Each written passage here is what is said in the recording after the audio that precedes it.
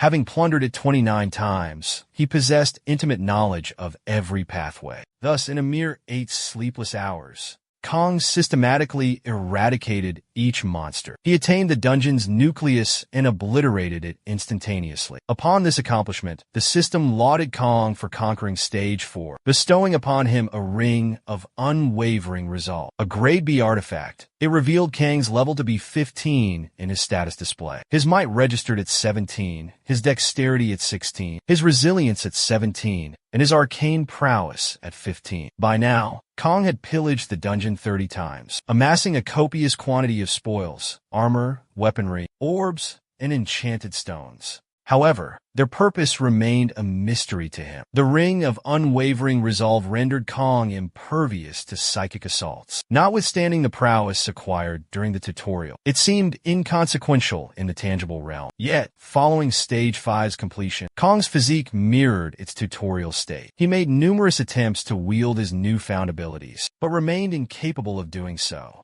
At that moment, Kong was engaged in a set of push-ups. His physique was now impressively built, toned, and powerful. What a magnificent form! He triumphantly concluded his 1000th one-handed push-up. Perspiration poured off his body, instantly vaporizing from the intense heat. Following his exercise routine, he mopped his brow and contemplated, when shall I finally attain Stage 8? As he pondered this question, his cellular device began to ring. He initially dismissed it as mere advertisement, but the instant he perused the communication, the earth beneath him quaked violently. A dungeon breach had occurred, and the creature emerging from the depths of this dungeon was a goblin. Furthermore, this particular dungeon had materialized directly in front of Jui's workplace.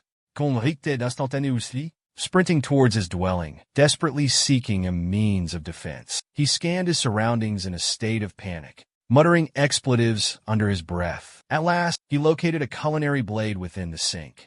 Without a second's hesitation, he snatched it and bolted from the residence. Moments later, Kong found himself outside Yuji's workplace. He inhaled deeply and bellowed, "Long time no see, you chicken lollipop-headed son of a gun." Kang's vocalization instantly drew the attention of every goblin present. A wave of disappointment washed over Kong as he mused, "Just as I suspected, my abilities remained dormant." However, that was a tale for another time. Upon hearing Kang's outburst, the goblins surged towards him, intent on inflicting harm. But instead of trepidation, Kong was overcome with exhilaration. He hurled insults at the goblins, exclaiming, "Why do you sound like a troop of primates?"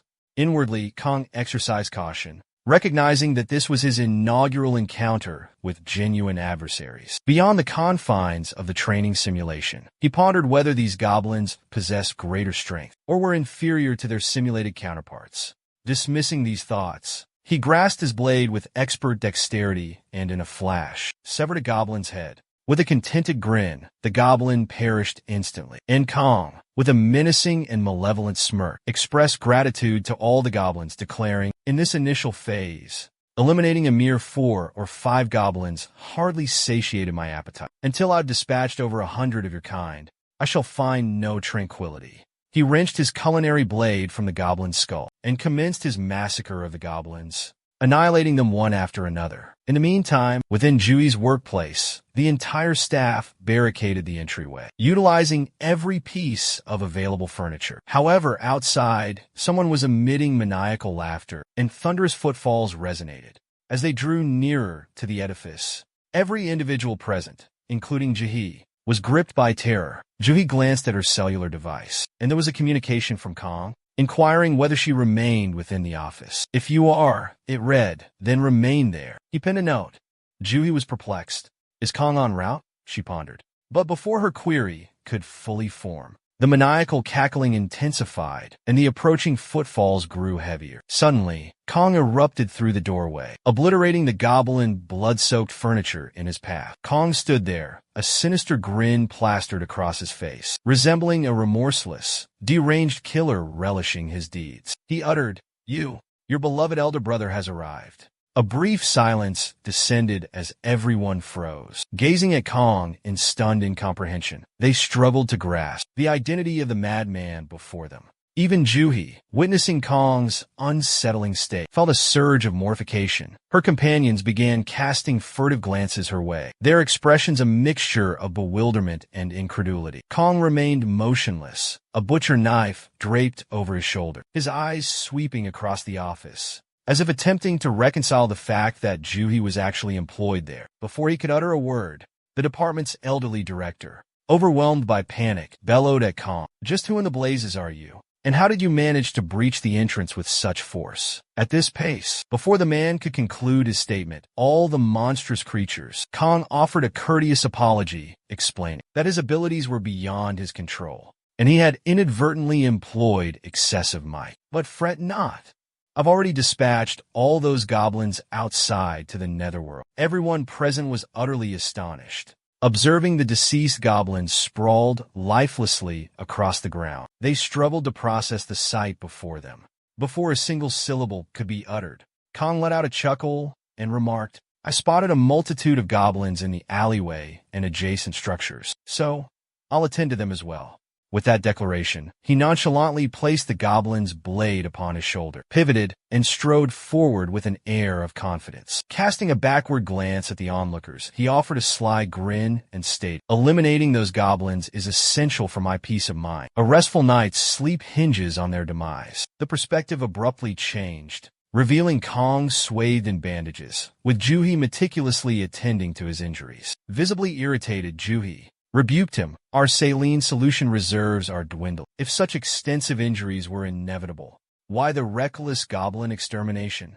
Kong, with a gesture of nonchalance, patted himself and shrugged, implying a show of prowess. Currently, he possesses merely the capabilities of an average individual. The prowess he commanded in the tutorial eludes him. Thus, while minor abrasions are evident, they are inconsequential, Jahi. With a grave countenance, Jahi cautioned Kong, emphasizing his current lack of special abilities. Consequently, should he perish here, Kang's demise might be permanent. Kong dismissed her concern with a playful grin. "Indeed," he conceded, "but you must acknowledge the sheer impressiveness of my actions." A reluctant smile graced Juhi's lips as she grudgingly concurred. "Yeah, that was impressive."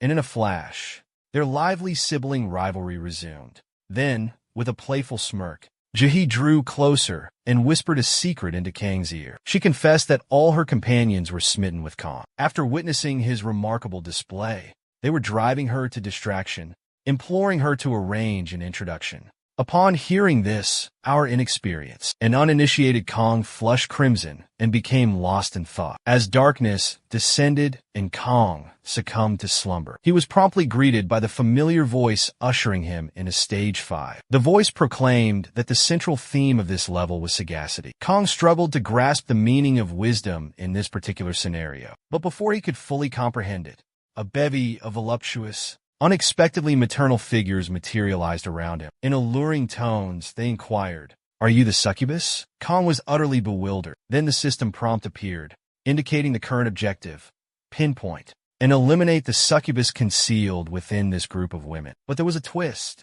Upon unmasking the succubus, Kong would become its primary target. He'd be the first one in its crosshairs. The mere mention of succubus sent Kang's mind racing. He envisioned a voluptuous, alluring woman, as tempting as a vampire, beckoning him. He recalled from games how succubi feast on men's vital essence, and surrounded by such breathtaking women, his bachelorhood fueled a burning desire.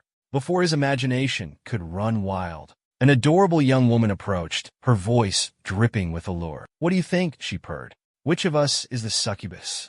For the first time ever, Kong found himself captivated by a girl who was not only adorable, but even engaging in conversation with her caused him to flush crimson, stammering, "I'm unsure." However, before he could utter another syllable, the system alerted him that his ring of fortitude was deflecting. A psychic intrusion. Kong instantaneously deduced that this young woman was the succubus, attempting to dominate his thoughts.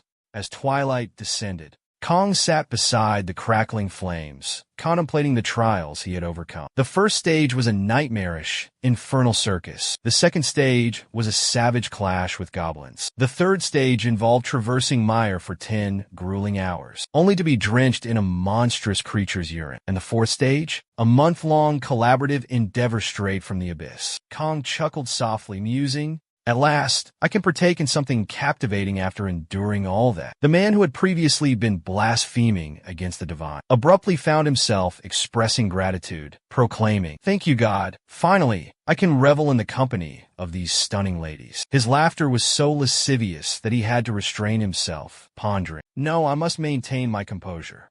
If that temptress discovers my secret, I am utterly doomed." And since she exclusively preyed on men, and Kong possessed psychic defenses, it indicated that the seductress was merely toying with the other male non-player characters. Thus, he resolved to seek some slumber. On the morrow, he would establish alliances with the female NPCs, and ultimately vanquish the enchantress. However, upon awakening, he found himself no longer within the introductory stage. He had returned to Jua's workplace.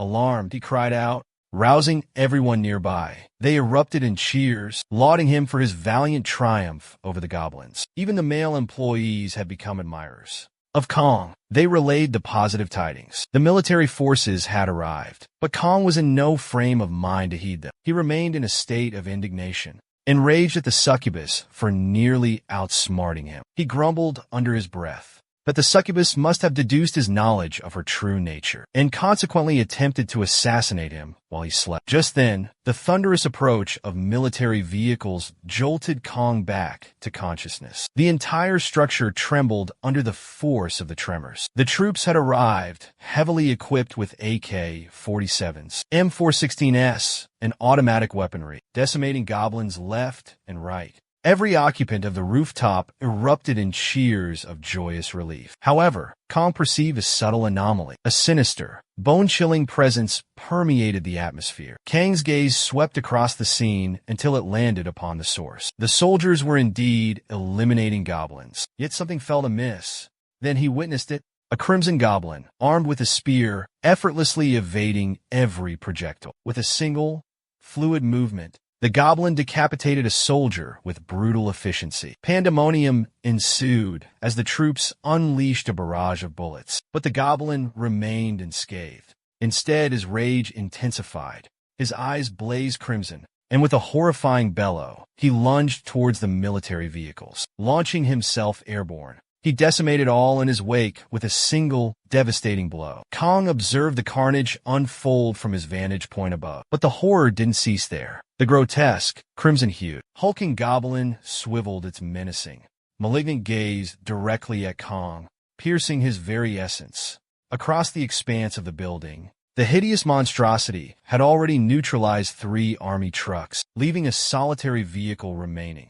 Terror gripped the soldiers as they desperately pleaded for reinforcements over the radio. But their cries were futile against the abhorrent beast. Having annihilated the final trucks, the vile creature stood triumphantly atop the last, a lecherous, depraved smirk contorting its features, as if poised to drain the life from them. Now, I'm unfamiliar with the habits of other goblins, but I assure you, encountering a creature of such a grotesque appearance warrants summoning a specialized goblin exterminator. The troops were paralyzed by terror, their hands trembling as they struggled to maintain a firm grip on their weaponry. With a single mighty bound, the Crimson Goblin propelled itself towards them. A courageous soldier drew his M416 and commenced firing. But deep down, he knew he was in dire straits. Just as the Crimson Goblin was poised to eliminate the soldier, Kong materialized on the scene. Without hesitation, Kong seized a substantial chunk of concrete and launched it directly at the goblin's visage. The force of the impact sent the goblin hurtling backward. The soldiers, still reeling from the shock, attempted to process the events that had just transpired. They wondered who or what had just delivered them from certain demise. Kong entered the vehicle with a flourish,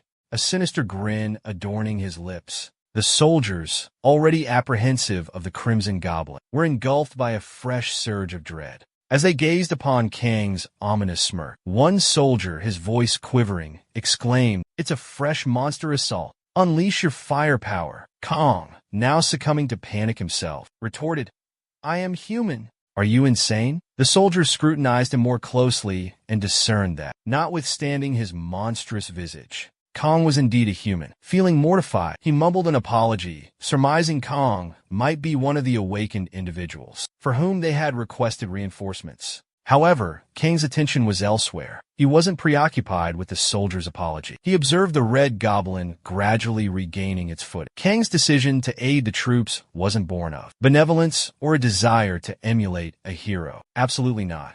He deduced that if the military faltered, the goblin would proceed directly toward him, imperiling Juhi. Concluding it was more prudent to vanquish the goblin with the army's assistance, he acted expeditiously. Kong leaped from the truck and inquired of the soldiers, "Do you fellas have any lacrimatory agents?" They affirmed, but noted they lacked a spare respirator for Kong. Without a moment's delay, Kong retorted, "He doesn't require a gas mask."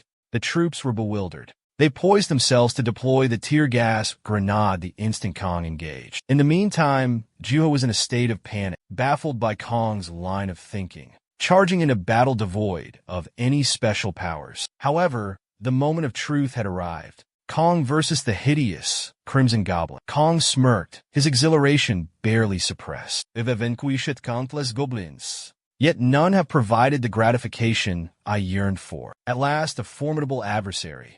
Indeed, at this juncture, Kong truly embodied the Goblin Slayer. The Crimson Goblin seemed to grasp Kang's provocation, becoming increasingly irate.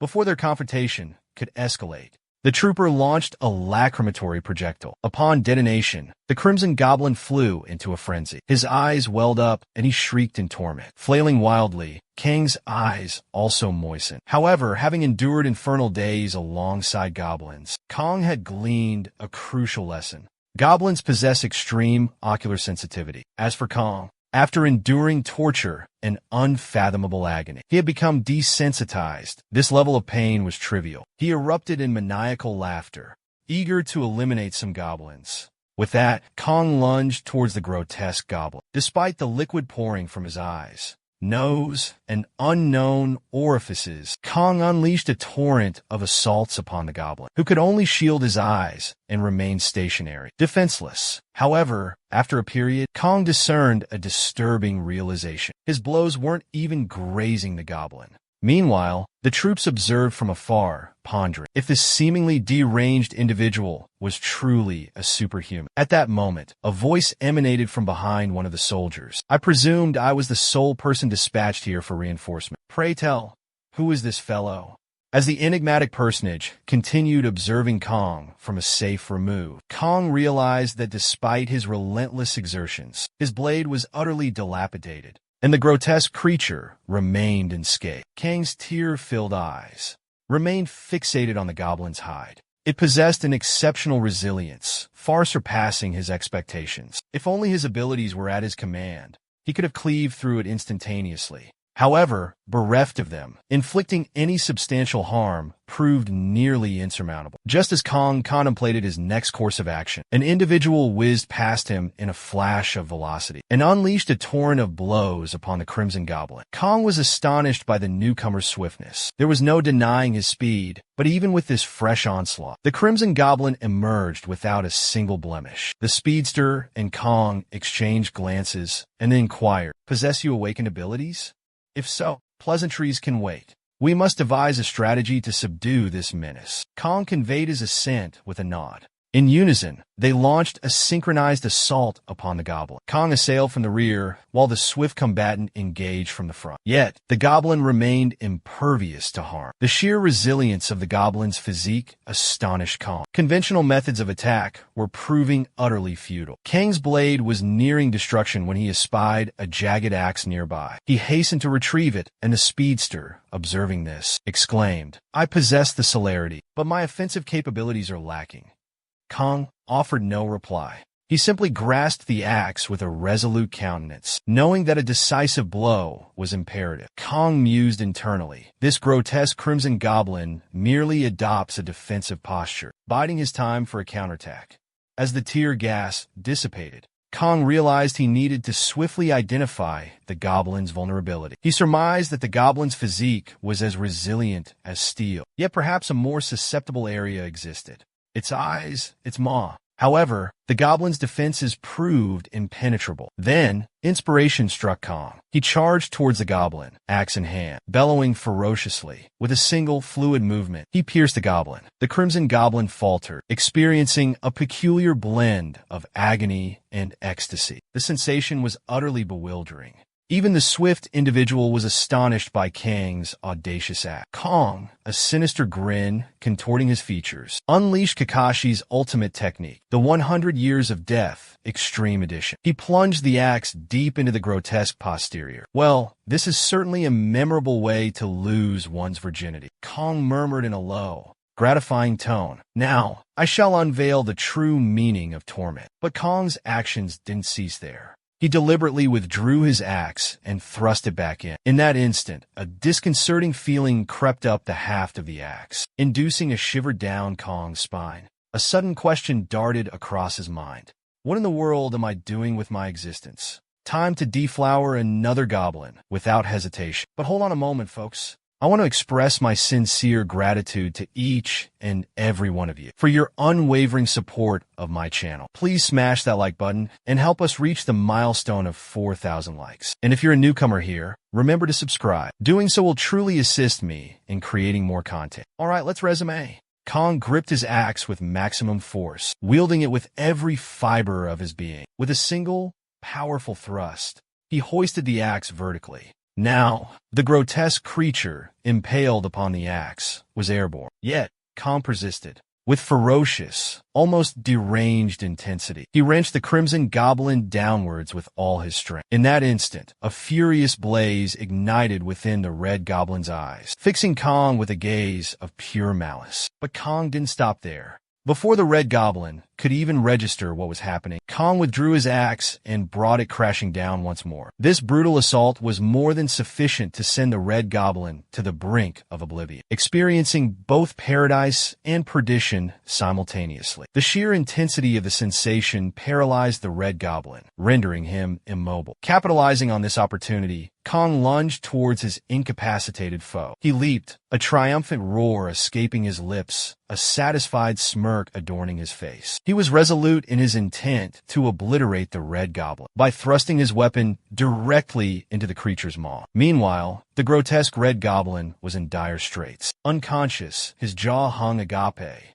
The agony was so excruciating that he couldn't even so much as flinch. With a single, fluid movement, Kong slammed the axe into the goblin's gaping mouth. He persisted relentlessly until the goblin finally succumbed to his injuries. Crimson gore erupted, painting the surroundings. Observing the carnage from a safe distance, the speedster could only ponder a single question. Just what manner of being was this Kong? Is this individual truly such a formidable and exceptionally potent awakening? How could he have been in his presence for so long without realizing? Well, he was unaware that Kong hadn't even utilized his capabilities yet. At last, when Kong was content, after repeatedly striking his weapon into the red goblin's face, the system informed him that he had vanquished the red goblin. And given that the red goblin was a formidable boss monster, Kong was due to receive compensation. However, as he had not yet concluded the introductory phase, he was unable to examine the acquired object. Kong retrieved the item and swiftly placed it within his personal storage. Subsequently, the swift individual called out to Kong from behind it. Observing this, Kong experienced a surge of anxiety. He pondered that typically, acquired items necessitate equitable distribution. However, the red goblin's first kill had been claimed by him alone. The speedy individual had merely arrived midway through the encounter. Kong was reluctant to divide the spoils with him.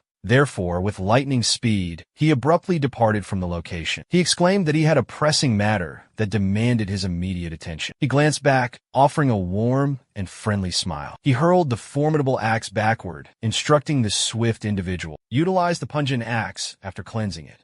By the time the nimble adversary responded, Kong had vanished without a trace. With a flourish, the speedy gentleman removed his facial covering. Aveline a strict angli attractive visage. He wiped the perspiration from his forehead, contemplating a single thought. I yearned to engage in combat with that individual. Several hours after vanquishing the grotesque creature, as twilight descended, Kong escorted Jua back to their dwelling. They finally arrived at their residence under the cloak of darkness. They exchanged their attire, cleansed themselves, and settled at the dining surface. Juhi had prepared a delectable repast of ramen and tofu, but she was astonished to witness the ramen being consumed with voracious enthusiasm, as if it were rapidly disappearing from existence. While still in a state of astonishment, she presented her mobile device to Kang. Kang's eyes widened in utter incredulity. Someone had documented Kang's awe-inspiring battle and disseminated it on the popular video-sharing platform. It had achieved widespread notoriety within a remarkably short span of time. Observing the sheer volume of engagements,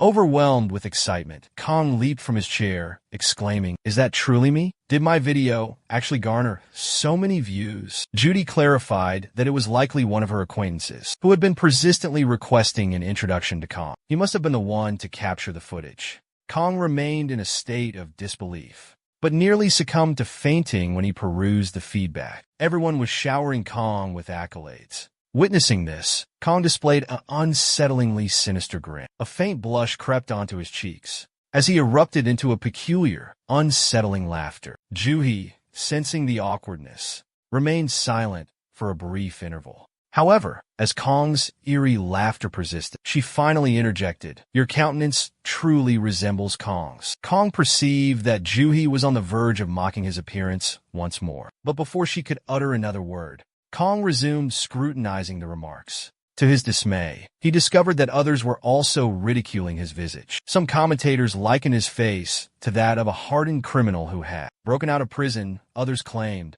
it was a visage only achievable after ending the lives of 5,000 to 10,000 souls. One young lady even commented that encountering such a countenance in public would cause her to wet herself. As he perused the remarks, night descended, and Kang retired for the evening. Jui entered his chamber and cautioned him, "Should you awaken screaming once more tomorrow morn, there will be repercussions."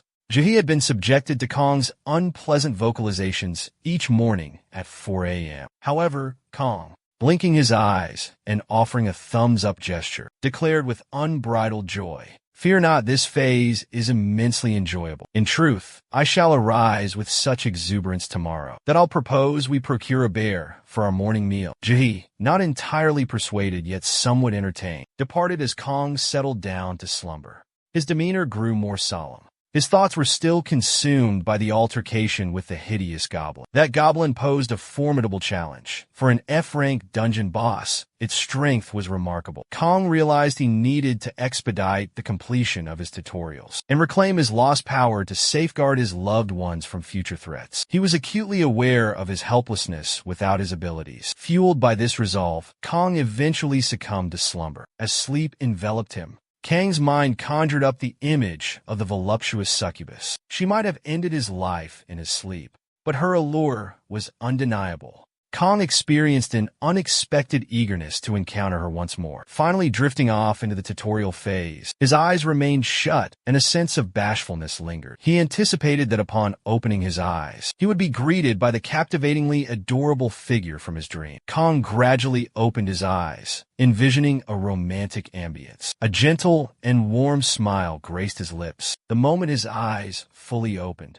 guess who stood before him? Indeed, it was that hideous, ghastly, pale white grotesque goblin. The sight of it filled Kang with rage. Astonishment and bewilderment washed over him as a single blow propelled the goblin skyward, shrieking in terror. His instructor informed him that due to his presence in the introductory area, fatalities would not incur penalties. However, Kang was profoundly disturbed by the experience. He had endured 8 sleepless hours, believing that upon awakening in the physical realm, he would finally be liberated from this horrifying ordeal. Yet, even after this extended period, his circumstances remained unaltered. In fact, he slumbered within the confines of the tutorial zone. But upon regaining consciousness, he found himself in the same location. Kang had been trapped there for 48 hours, unable to discover a means of egress. he deduced that there existed only a single avenue of escape: either triumph over the current stage or succumb to defeat. However, should he perish, he would merely awaken the following day to relive the entire process. This realization propelled Kong towards the precipice of a nervous collapse. After several hours spent reconciling himself with his predicament, Kong arose and observed an assortment of weaponry before him. On this occasion, he opted for two implements: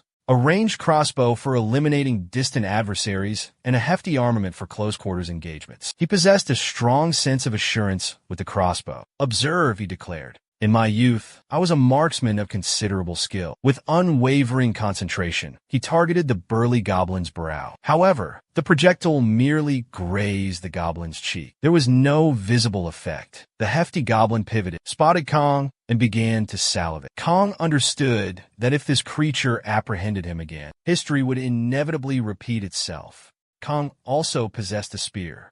He grasped it, bracing himself for combat. Due to the spear's extended reach, he effortlessly dispatched a lesser goblin. Witnessing this, he was filled with elation. But upon attempting to extract the spear from the goblin's torso, he discovered it was lodged firmly within the bones. Before Kong could dislodge the weapon, the formidable goblin pulverized his skull, resulting in instantaneous death. Kong regained consciousness, gripping his chest and struggling to respire. Yet, this time, a peculiar joy washed over him. At least demise was swift, sparing him prolonged agony. Day 3 arrived, and Kong found himself in a familiar predicament. The system announced the imminent commencement of Stage 2. By now, Kong had grown weary of the system's pronouncements. He even issued a threat: "Utter another word, and I'll silence you myself." This time, Kong refrained from recklessly charging into the goblin horde. He recognized his own pathetic inadequacy, his feebleness in comparison. He recalled observing combat experts on YouTube and resolved to experiment with a new approach. Inspired by these recordings, he confronted the goblins, equipped with a shield and sword. However, fate repeated itself, and he was dispatched in an instant. Kang's slumber was shattered by his own scream. Genuine rage now consumed him. He clutched his head, unleashing a torrent of unhinged cries, swearing to annihilate every last goblin in his next attempt. Amidst this outburst, Juha arrived to see how he was faring. But Kong incessantly reiterated the same phrase: "I will eliminate you. I will eradicate every single goblin." It was as if the essence of the goblin slayer had overtaken him. Observing this spectacle, Juhi contemplated. He was already a bit unhinged. Now he's completely lost it.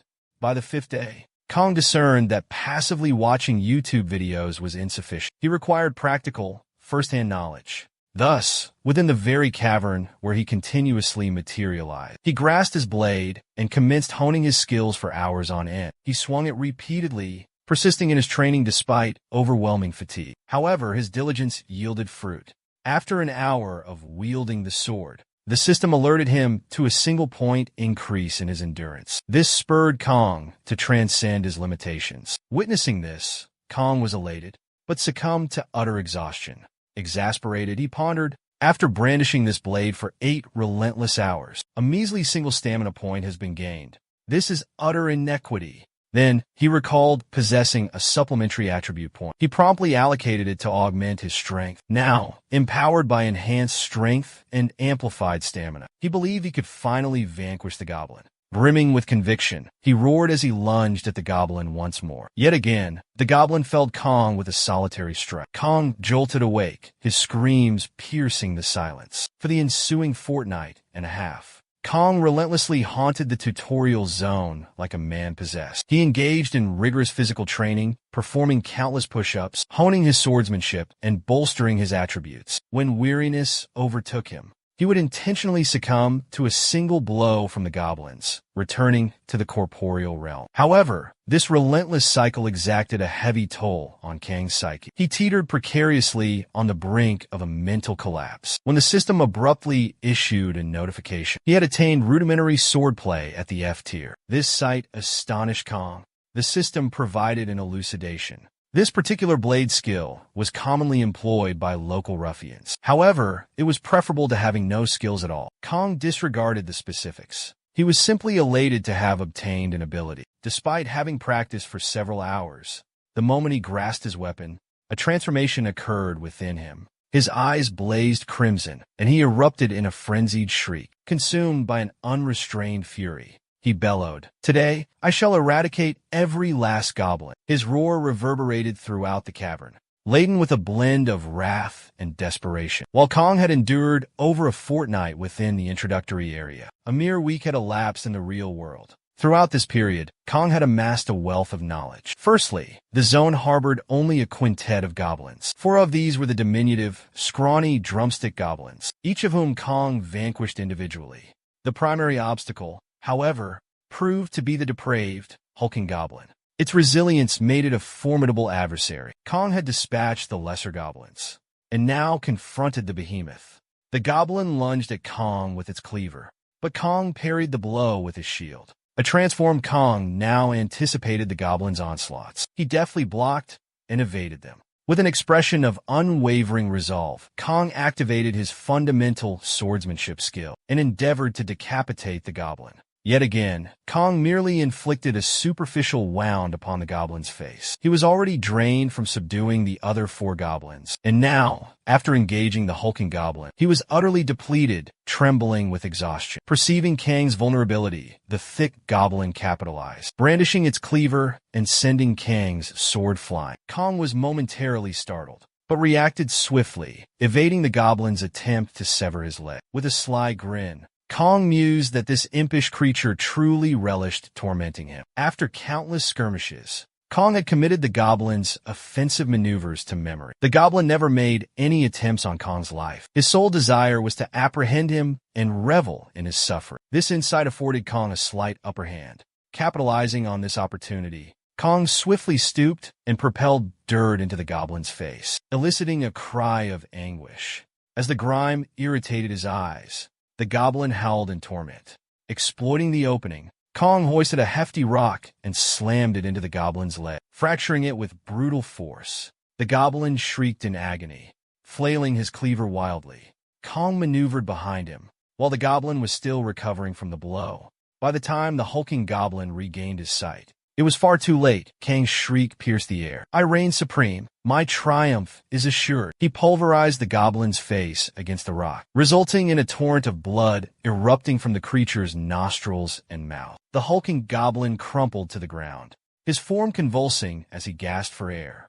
Kong was ecstatic, congratulating himself with a hearty pat on the back for his hard-fought victory. However, the goblin's life force still lingered. He remained unconscious. A malevolent smirk contorted Kang's features, his eyes ablaze with vengeful intent. With a chilling sneer, he muttered, "I shall inflict upon this wretch the same agony he subjected me to." And with that declaration, Kong tormented the goblin until his demise. The moment the goblin expired, the system commended Kong for successfully completing Stage 2. He was granted 5 supplementary attribute points, and a prize that bestowed upon him the freedom to select any armament he desired. Kong extended his arms wide, gazing skyward, and proclaimed, "This is the might of a supreme entity. Have I ascended to godhood?" He cackled maniacally. The perspective shifted, revealing Kong back at his residence. Donning an apron, he busied himself preparing a meal in the kitchen. Despite his prominence in the introductory trials, he remained a nobody at home. Residing at his sister's place without paying rent obligated him to rise early each day and prepare breakfast. Kong convinced himself he was cooking to commemorate his triumph over Stage 2. His spirits were high. He was gleefully sampling the food when suddenly, with a bang, Jui stormed through the entrance. The startled Kong scorched his mouth on the piping hot dish. A thoroughly astonished Jui inquired whether Kong had truly conquered Stage 2. Before he could formulate a response, a thunderous roar reverberated across the globe, proclaiming the tutorial's conclusion. Those who had successfully navigated the tutorial were now granted unrestricted access to their powers. In reality, Kong and Jui were taken aback. Their astonishment, however, didn't cease there. A subsequent message materialized, proclaiming the dungeon's imminent activation. The entire planet commenced trembling. Jui and Kong rushed to the veranda, and the spectacle that greeted them was unbelievable. An immense, eerie ebony portal had manifested just outside their residence. The system clarified that this was a subterranean labyrinth. Only those who had triumphed over any stage of the introductory trial possessed the capability to utilize it. This labyrinth had emerged globally. The system subsequently presented a chronometer.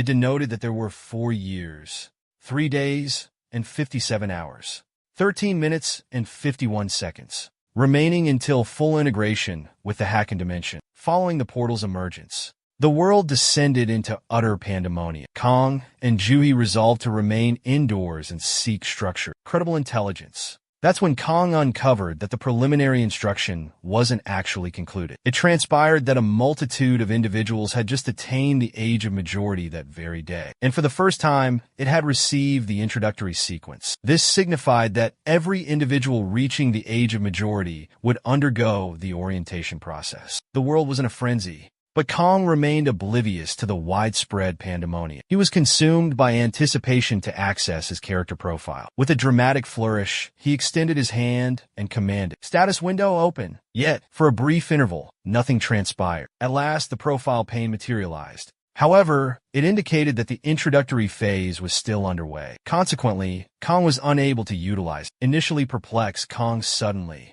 comprehended that the onboarding process comprised a total of 8 phases. 8 days had elapsed since the commencement of the initial orientation for others. This implied they had concluded it and gained access to their character profiles. Due to his revitalization aptitude, Kong found himself stalled in the second phase. This dictated that until he successfully navigated all 8 stages, his character profile would remain inaccessible. This realization filled Kong with profound dejection. He inquired of Juhi whether she had unearthed any data regarding the third phase online. Juhi elucidated that the introductory trials were exceptionally arduous, so much so that a mere handful of individuals had attained level 3 or 4. Furthermore, those who had triumphed over the challenge were safeguarding the knowledge diligently. I was reluctant for others to acquire strength with such ease. However, Kong, flaunting his physique and well-defined arms, declared, "Such intel is superfluous to my needs. Possessing a brilliant mind, I shall conquer stage 3 effortlessly." But can he genuinely accomplish this feat?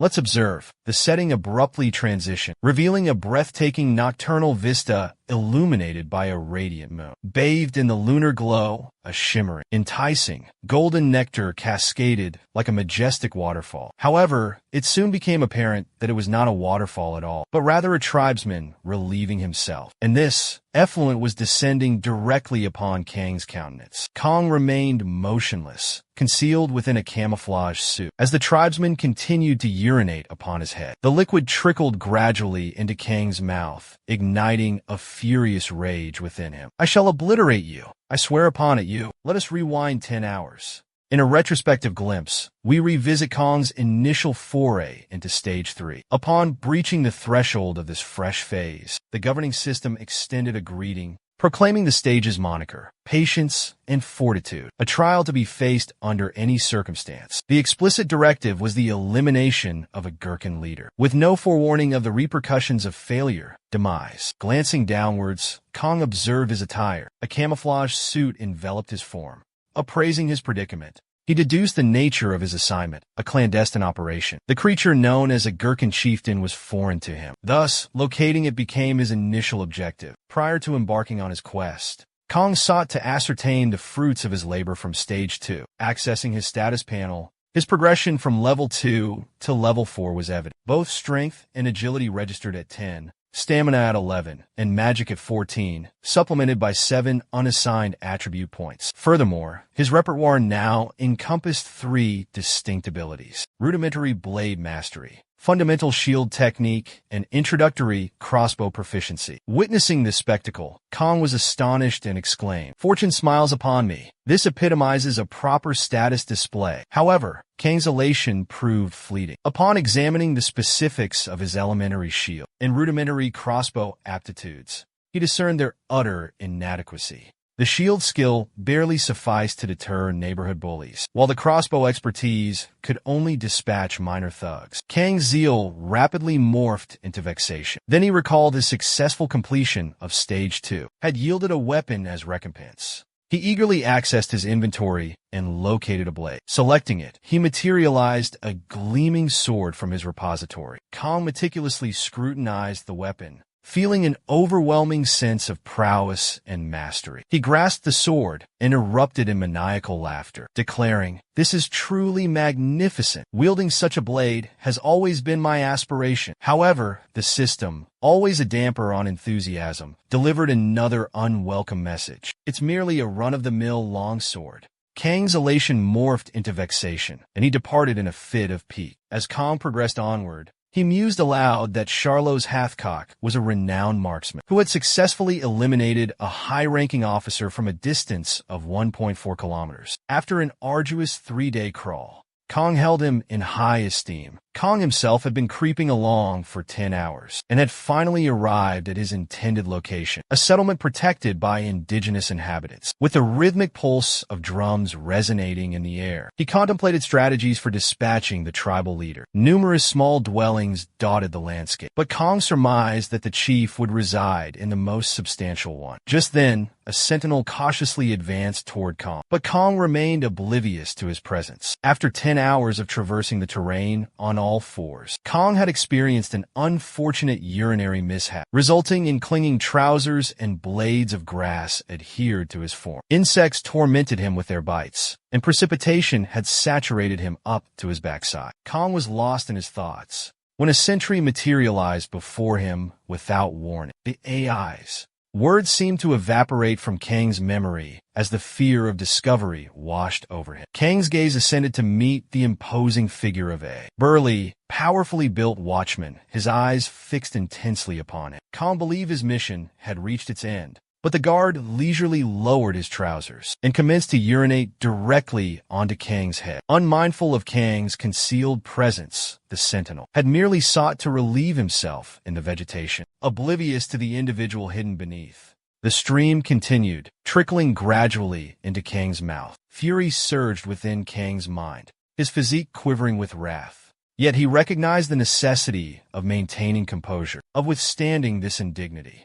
I must persevere, he inwardly repeated. Regardless of the circumstances, I must persevere. The system had designated this as an assessment of forbearance and resilience, and Kang was struggling to maintain his composure. But then, the guard began to toy with his urine stream, allowing it to splatter onto Kang's face. That was the breaking point, the absolute limit. Kang's thread of tolerance finally ruptured. He sprang to his feet, roaring, and gave chase to the guard, bellowing, "I'll sever your insignificant manhood." The guard spun around in utter astonishment, beholding Kang's visage still coated in his own urine. Kang, shrieking like a wild beast, lunged at the guard, blade in hand. With a single, rapid strike, he extinguished the guard's life, cleaving him neatly in twain. The guard's corpse crumpled to the earth, and a contented grin spread across Kang's face. However, his deed had roused the attention of the remaining guards. They swiftly encircled Kang. Over 100 strong, Kang stood his ground, the realization dawning upon him that he had truly blundered. He resolved to make a grand exit.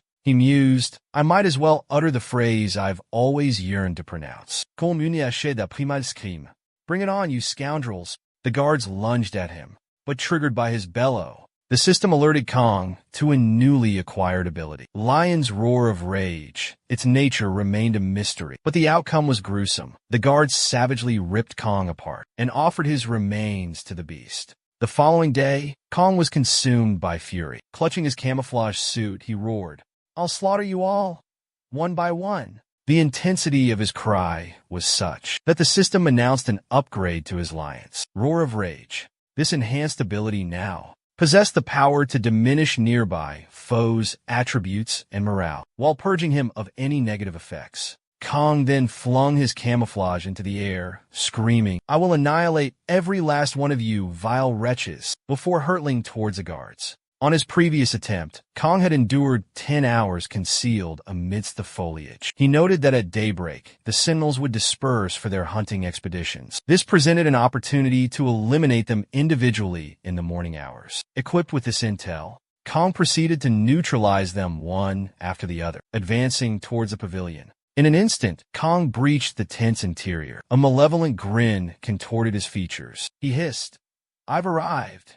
You vile gherkin leader. However, the ensuing sight sent him into a frenzy. Within the confines of the tent sat a corpulent, unattractive chieftain, comfortably positioned, but flanking him were 2 spellcasters, conjuring enchantments at his mere utterance. At the chieftain's command, the sorcerers unleashed their magic upon Kang. Kang abruptly felt immobilized, as if the gravitational pull surrounding him had intensified tenfold. He was paralyzed and snared. Kong was perplexed, unsure how to escape his predicament, until he recalled his lion's furious roar. Inhaling deeply, he unleashed a ferocious roar. "Perish, you grotesque behemoth!" The adverse effect vanished instantaneously. Even the tribal leader was taken aback. Kong seized the opportunity without hesitation. He lunged towards the chieftain, a triumphant grin adorning his features. "I am inescapable," he proclaimed, before cleaving the chieftain in twain.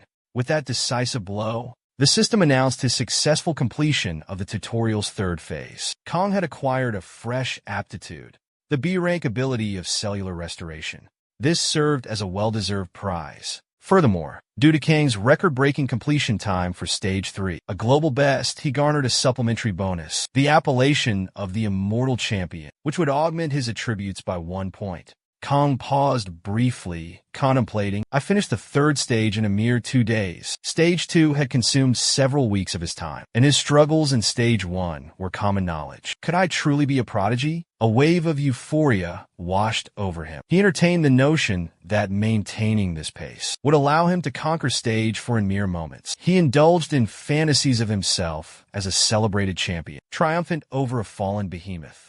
But the harsh truth swiftly shattered his reverie. A month elapsed, and Stage 4 remained unconquered by Kong. One morning, amidst preparing breakfast and watching the news report, Kong abruptly jolted awake with a scream. Jui, his sibling, displayed no astonishment. It had become customary. With a sigh, she mumbled, "There he goes again, with his usual dramatics." She extinguished the gas burner and commented that if Kong persisted in these abrupt awakenings, their neighbors would suspect her of daily homicide. Juhai inquired about the cause of Kang's latest outburst. "Did you stumble, fatally strike your head upon a stone?" Her mockery was unmistakable. A hefty limb emerged from Kong's quarters. A booming voice bellowed, "Room's clear, imbecile." Jui, still in a slumberous state, was startled awake by the sight of Kong, bathed in a crimson glow, roaring, "Just wrecked everyone." Initially, Jui dismissed Kong's declaration, but as he moved into the illumination, she was stunned, perplexed, and disoriented. Momentarily speechless,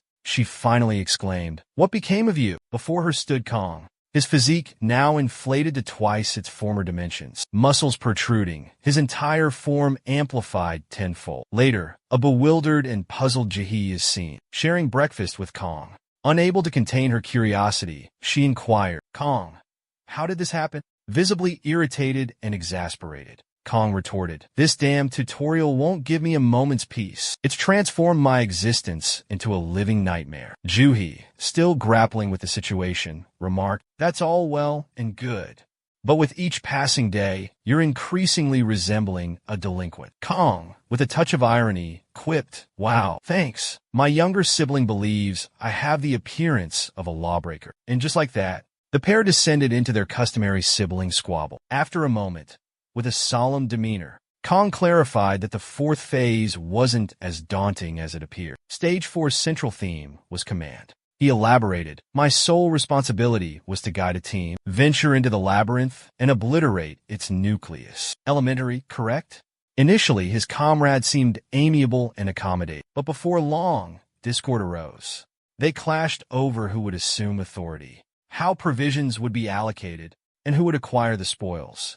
Somehow, Kong prevailed in persuading everyone and seized control as their leader. Upon completing the third stage, he had obtained the intermediate body regeneration skill, a B-rank ability that facilitated the automatic healing of lacerations, burns, and bone fractures utilizing mana as a catalyst. This significantly streamlined his leadership of the team. A curious Juhi inquired, if everything proceeded so smoothly, why did the fourth stage require a month for completion? Kang's demeanor noticeably shifted upon hearing this. He became visibly despondent, falling silent for a brief period. Then, in a low, exasperated tone, he revealed, "The ordeal began that very night. Whenever slumber claimed me, my supposed comrades would assassinate me in my sleep." Kang's voice intensified as he recounted the harrowing experience. "Those scoundrels were assigned to maintain vigilance in shifts, yet each time I succumbed to sleep, despite my unwavering dedication to them, one of them would invariably slay me while I was defenseless." This torment plagued Kong relentlessly for an entire month. His outburst was so forceful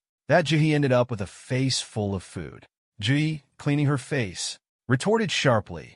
Eat first, then speak, you lunatic. Kong, now slightly more composed, began eating at a measured pace. After a couple of mouthfuls, Jahi inquired, "So, how did you manage to conquer stage 4 today, Kong?" At this, Kong completely lost it.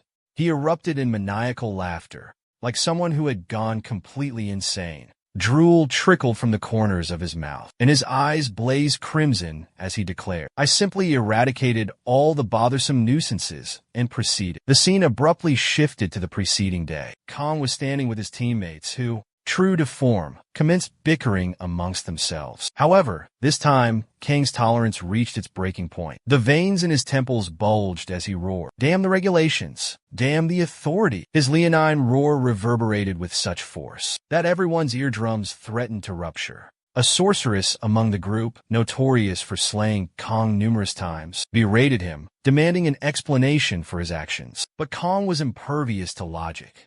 He leveled his blade at her sternum, his gaze menacing, his voice a guttural growl, and declared, "Henceforth, you shall all adhere to my commands. Should anyone dare to even twitch without my express consent, I shall cleave them in twain." Another companion, a flaxen-haired man named Pidu, attempted to remonstrate. "Have you lost your mind? On what grounds should we submit to your authority?" Before he could complete his utterance, Kong delivered a brutal blow, and then another, continuing his relentless assault until Pidu teetered on the brink of death. His face became grotesquely distended. His teeth shattered, and his sobs rendered him speechless. He could only manage a nod, conveying his acquiescence. The remaining onlookers were aghast, the girl dissolving into tears. After a pause, Kong, his face still a mask of lethal intent, reiterated, "Should anyone dare to even twitch without my express consent, I'll ensure you plead for the sweet release of death." Following this proclamation, Kong embarked on a furious onslaught, blitzing through the labyrinthine depths.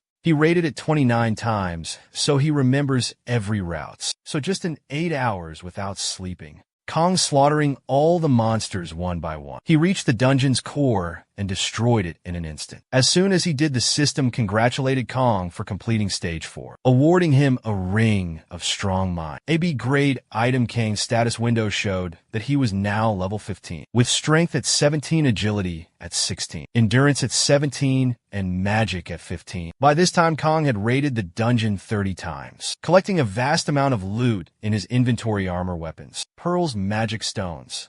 But he didn't even know what they were for. The Ring of Strong Mind made Kong immune to any mental attacks. Despite all the strength he had gained in the tutorial, none of it seemed to matter in the real world. But after stage 5, Kong's body became the same as it was in the tutorial. He tried many times to use his powers, but he was still unable to do so. Right now, Kong was doing push UPS, his body now thick, muscular, and juicy. What a body! He finally completed his 1000th push-up with one hand, sweat dripping from his body and evaporating as he. After his push-up session, he wiped the sweat off and thought, "When will I finally complete stage 8? As he pondered this, his phone rang.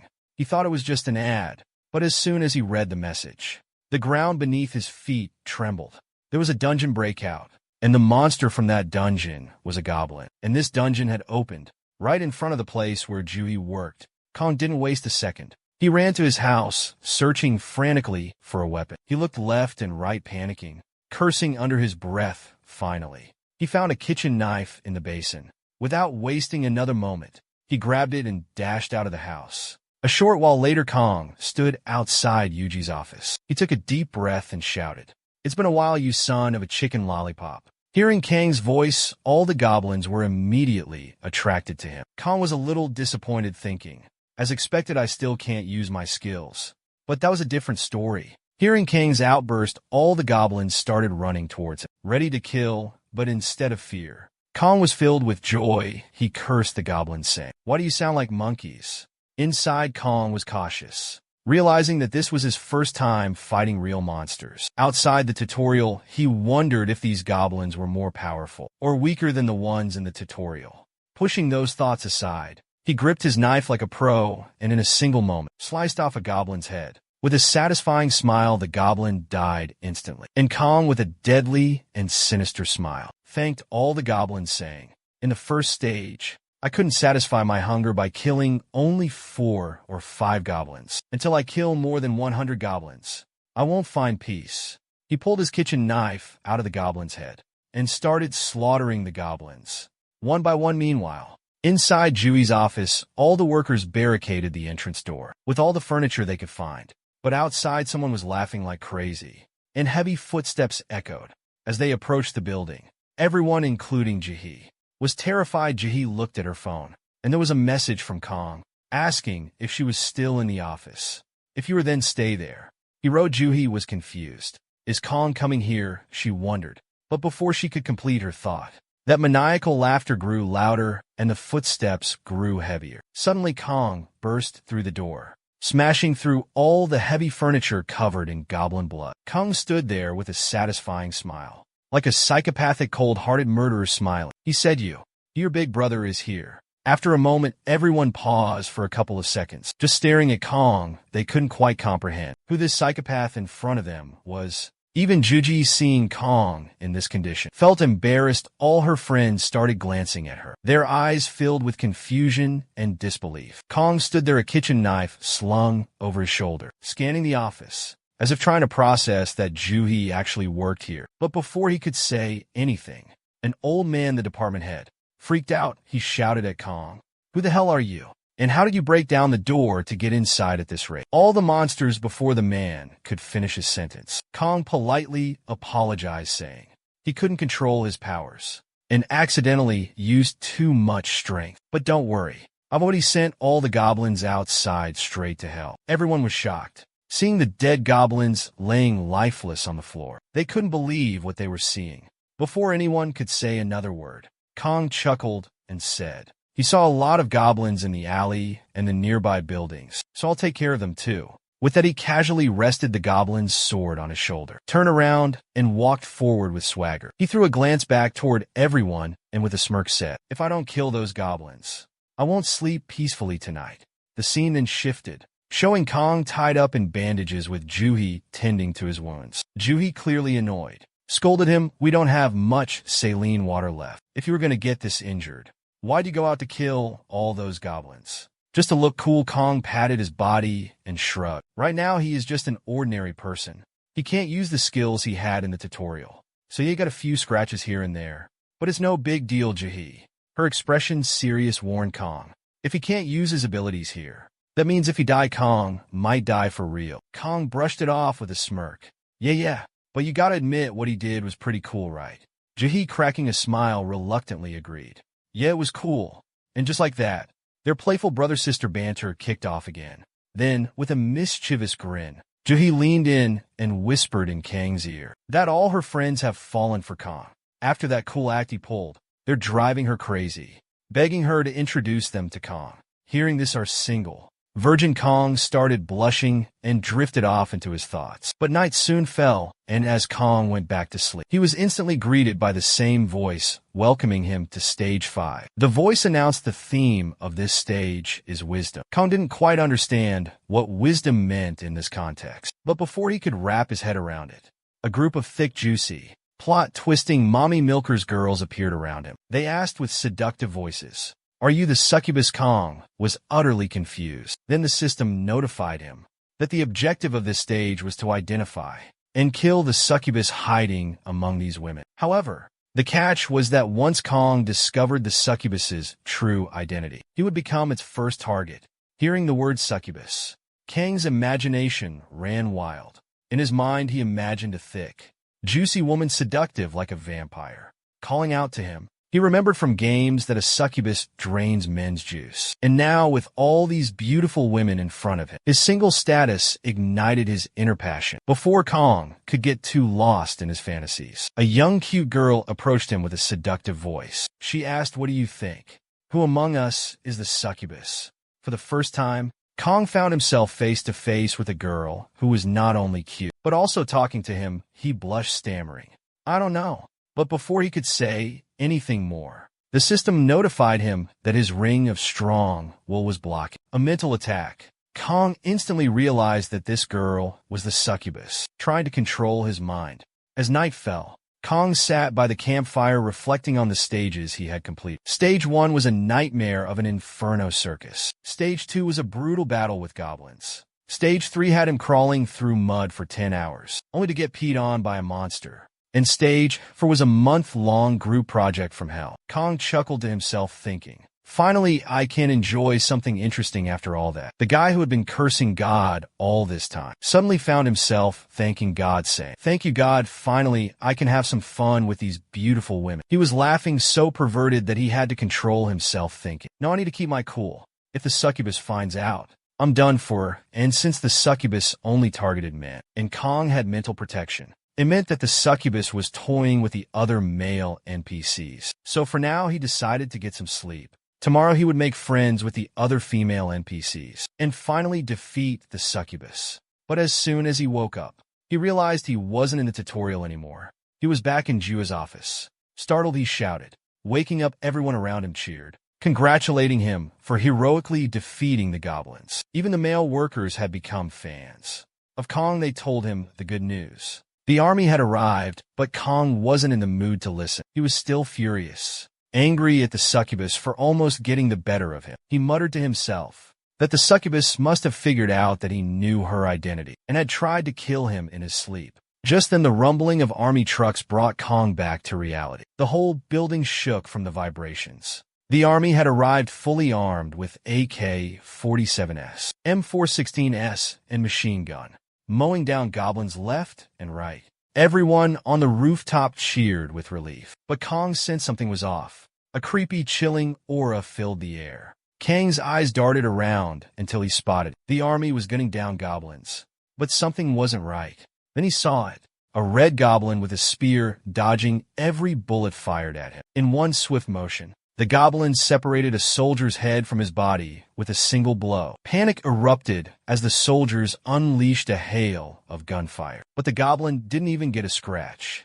Instead, he grew angrier, his eyes turning blood red. With a terrifying roar, he charged at the army trucks, leaping into the air, and slaughtered everyone in his path with a single strike. Kong watched all of this unfold from above. But it didn't end there. The red, ugly, thick goblin turned its creepy, deadly eyes directly toward Kong, staring right into his soul from across the building. That ugly-ass goblin had already taken down 3 army trucks, leaving just one standing.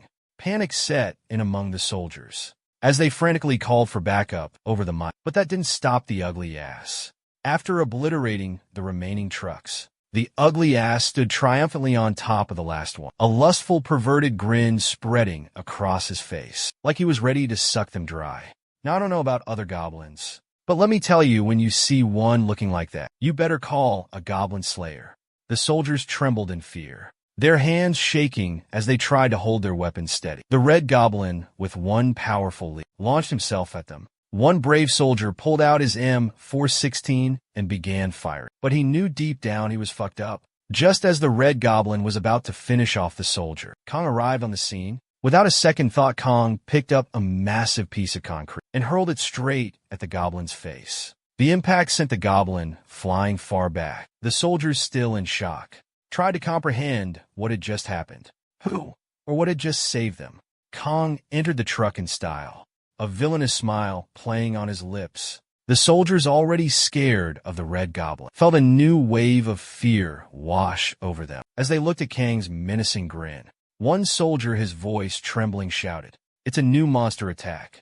Fire!" Will Kong, now panicking himself, shouted back, "I'm a human." "Are you crazy?" The soldier took a closer look and realized that, despite his monstrous appearance, Kong was indeed human. Embarrassed, he muttered an apology, thinking Kong might be one of the awakened. They had called for support. But Kong wasn't focused on the soldier's apology. He noticed the red goblin slowly getting back up. Kong didn't decide to help the army because he was kind and wanted to act like a hero. No. He realized that if the army lost, the goblin would have come straight for him, putting Juhi in danger. Deciding it was better to take the goblin down with the army's help, he acted swiftly. Kong hopped off the truck and asked the soldiers, "You guys got any tear gas?" They nodded but mentioned they didn't have an extra mask for Kong. Without hesitation, Kong replied, "You don't need a tear gas mask." The soldiers, confused, prepared to throw the tear bomb as soon as Kong engaged. Meanwhile, Juho was freaking out, wondering what the hell Kong was thinking, going down to fight with no abilities.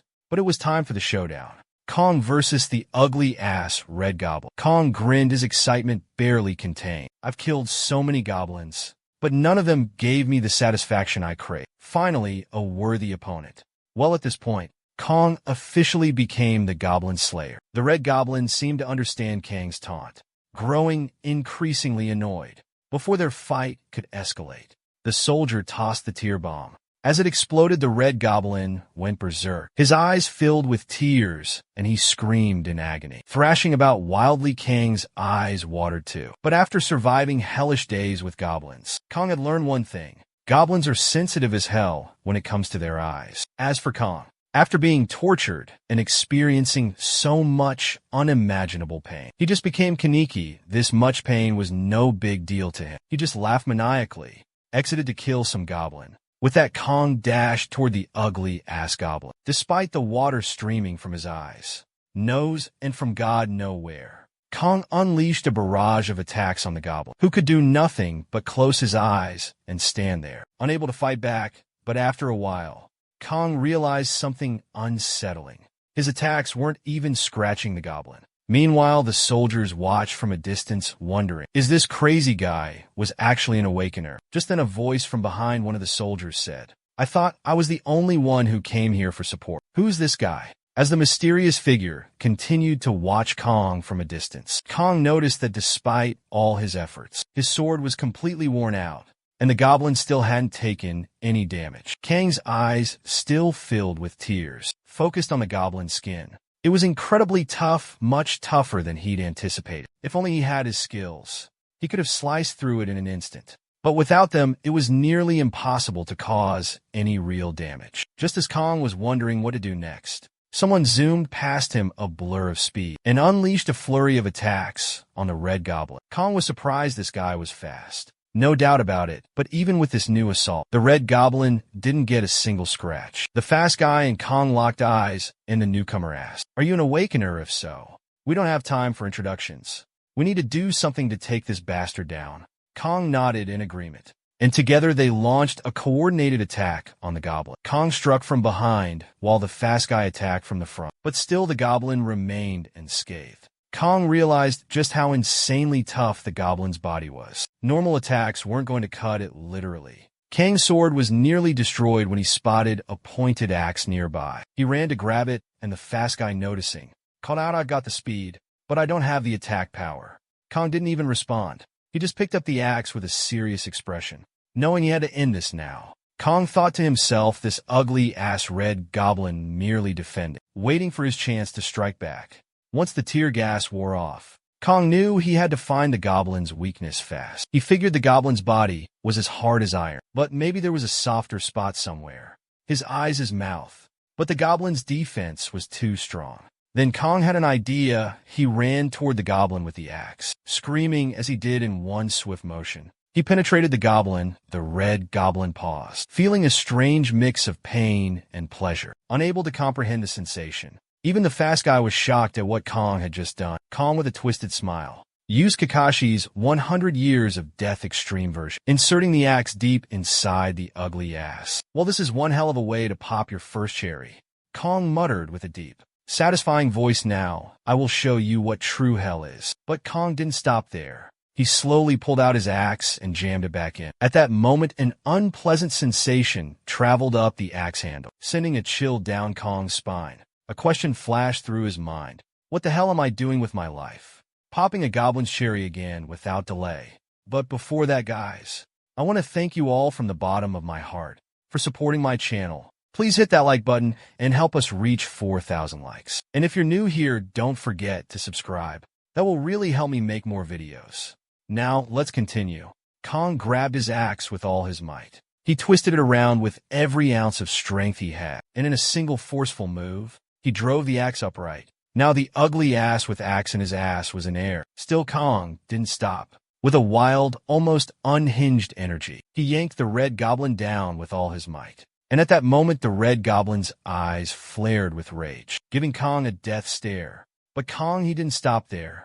Before the Red Goblin could even react, Kong pulled out his axe and smashed it back in again. Yes, this was more than enough to send the Red Goblin straight to hell and heaven at the same time. The sensation was so intense that the red goblin couldn't even move. Taking advantage of this, Kong instantly rushed toward the red goblin. He jumped screaming with a satisfying smile plastered on his face. He was determined to finish the red goblin by putting his weapon right into his mouth. Meanwhile, the ugly-ass red goblin was in bad shape. He was unconscious, mouth wide open. The sensation was so extreme for him that he couldn't even twitch. And in one swift motion, he smashed the axe into the goblin's mouth. And he kept going until the goblin finally died, blood splattering everywhere. The fast guy watching from the sidelines could only think one thing. Who the hell is this guy? Is he really such a strong and overpowered awakener? How was he around him all this time without knowing? Well, he didn't know that Kong hadn't even used his abilities yet. Finally, when Kong was satisfied,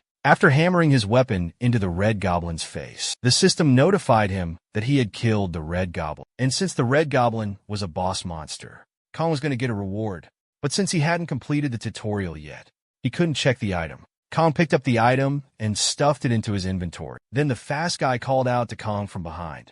Seeing this, Kong panicked a little. He thought usually items need to be distributed right, but the red goblin's cherry had been popped by himself. From start to finish, the fast guy had just dropped in the middle. Kong didn't want to share this item with him, so like a flash, he bolted from the scene, screaming that he had some urgent business to attend to. He turned back with a kind smile, tossing the ass-busting axe behind him, and told the fast guy, "Use the smelly axe after washing it."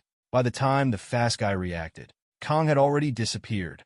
The fast guy with style removed his mask, revealing a goddamn handsome face. He wiped the sweat from his brow, thinking only one thing. I want to fight that guy. Several hours after defeating that hobgoblin, evening settled and Kong took Jua back to their house. They finally reached home at night, changed clothes, took a bath, and sat down at the dinner table. Juhi had made some delicious ramen and tofu, but she was shocked to see that ramen was being devoured, like it was going out of style. She was still in shock when she showed her phone to Kong. Kang's eyes widened in disbelief. Someone had recorded Kang's ass-busting fight and uploaded it to YouTube. It had gone viral overnight. Seeing the number of views, Kong lost it. He jumped up from his seat screaming, "Is that really me? Did I just get so many views on my video?" Judy explained that it must have been one of her friends who had been pestering her to introduce Kong.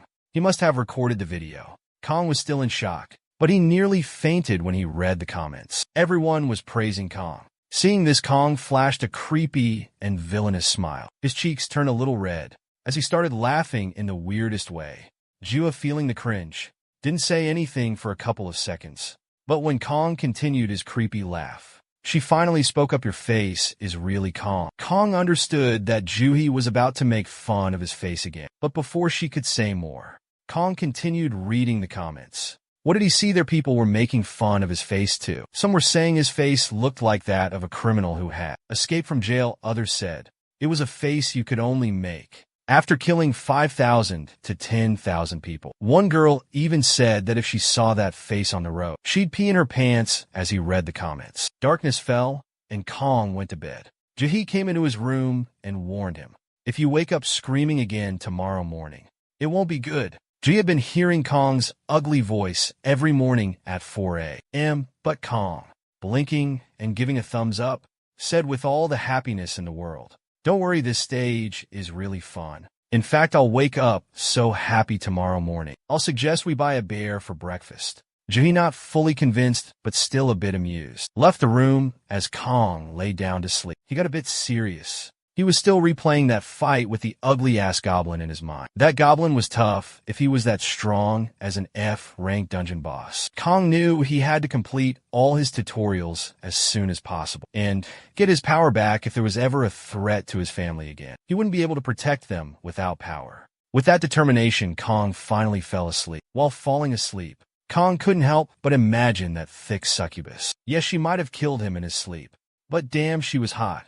Kong found himself strangely excited to meet her again. As he finally drifted off and entered the tutorial stage, his eyes remained closed and he couldn't shake that shy feeling. He thought that as soon as he opened his eyes, he'd come face to face with that gorgeous, cute figure from his dreams. Kong slowly opened his eyes with a romantic atmosphere in mind, a kind and light smile on his face. And as soon as his eyes fully opened, guess who was in front of him? Yes, that ugly-ass damn, white-colored creepy goblin. Seeing him, Kong got so angry. surprised and confused that in just one punch, he sent the goblin flying across screaming, "Bloody hell, you nearly scared me to death." With a single blow, Kong launched the grotesque goblin into the air, sending it sprawling across the floor. Kong, in contrast, remained motionless, bewildered, scanning his surroundings. He was looking for the curvaceous ladies he'd anticipated. He couldn't help but question the goblin's presence there. Just as his mind wandered, the system issued an alert. Kang's new objective: evade the throng of cave goblins and flee the subterranean labyrinth. His destination: a nearby settlement. But there was a snag. These cave goblins possessed abysmal vision, yet their auditory senses were exceptional. They invariably traveled in legions numbering 5 to 10,000, and should Kong produce even the faintest sound, he'd be doomed. Well, it was already past the point of no return. Kang's shriek had already roused over 100 goblins, who now encircled him. All color vanished from Kang's face. His expression turned grave. Kong became aware that a horde of goblins was poised to devour him whole. Yet, he remained utterly unfazed by the impending threat. Gnashing his teeth, he bellowed at the peak of his vocal capacity. "Why has the introductory sequence been altered? Where are my voluptuous milkmaids?" As the goblins encroached upon him, Kang's cries persisted, the same phrases reverberating repeatedly. And then they consumed him entirely. Kong jolted awake, shrieking, saturated in perspiration, abruptly rousing Juha from her slumber once more at 4 a.m. Meanwhile, the perspective changes. We observe a figure clad in dark attire, thoroughly trouncing a pair of hoodlums. One ruffian lay prostrate on the ground, crimson liquid oozing from his visage. He attempted to articulate, but the man pulverized his face, silencing him. The man exhaled wearily, visibly weary of the monotony. "I'm utterly exhausted of contending with these insignificant pests. I yearn to engage a formidable opponent." Then, with a lascivious and salacious smirk, he wiped the goon's blood from his lips. His mind wandered back to that brutal viral video of Kong he'd stumbled upon online. With a sinister grin, he muttered, "I yearn to encounter, to confront that individual in battle." Nearly 2 months had elapsed, and Kong remained trapped in the infernal 5th level of the introductory phase. One evening, Juha arrived home from her labors, utterly exhausted. The moment she opened the door, she was met with the sight of Kong sporting circular spectacles, formal footwear, and hair meticulously styled with gel. A dark overcoat was draped across his shoulders, a sacred text clutched in his hand. Muttering, "Holy hell, Drew." A wave of revulsion washed over her. "What fresh chaos am I expected to manage immediately after a day's work?" she grumbled. Kong, attempting to project an air of grandeur, elucidated to Juhei that his psyche was in disarray after countless demises. Thus, he had acquired a religious scripture and was endeavoring to pacify his spirit like a devout monk. Then, with a dramatic flourish, he unfurled the sacred text and commenced recounting his life's narrative. "It has been 53 blessed days, 53 hallowed days," he proclaimed. He bellowed, "Who is the infernal scoundrel, shifting the scenery each time I awaken?" Occasionally, he'd rouse to find himself perched upon a corpulent goblin's lap. On other occasions, the goblin would be simmering him in a broth, and at times it was carving his flesh. Why in the abyss is it perpetually goblins? Meanwhile, Jahi remained seated on the ground, clutching her head, lamenting, "With each passing day, my sibling descends further into madness. It appears I shall be compelled to commit him to a psychiatric institution." After enduring Kang's absurdities for half an hour, Jahi reached her limit.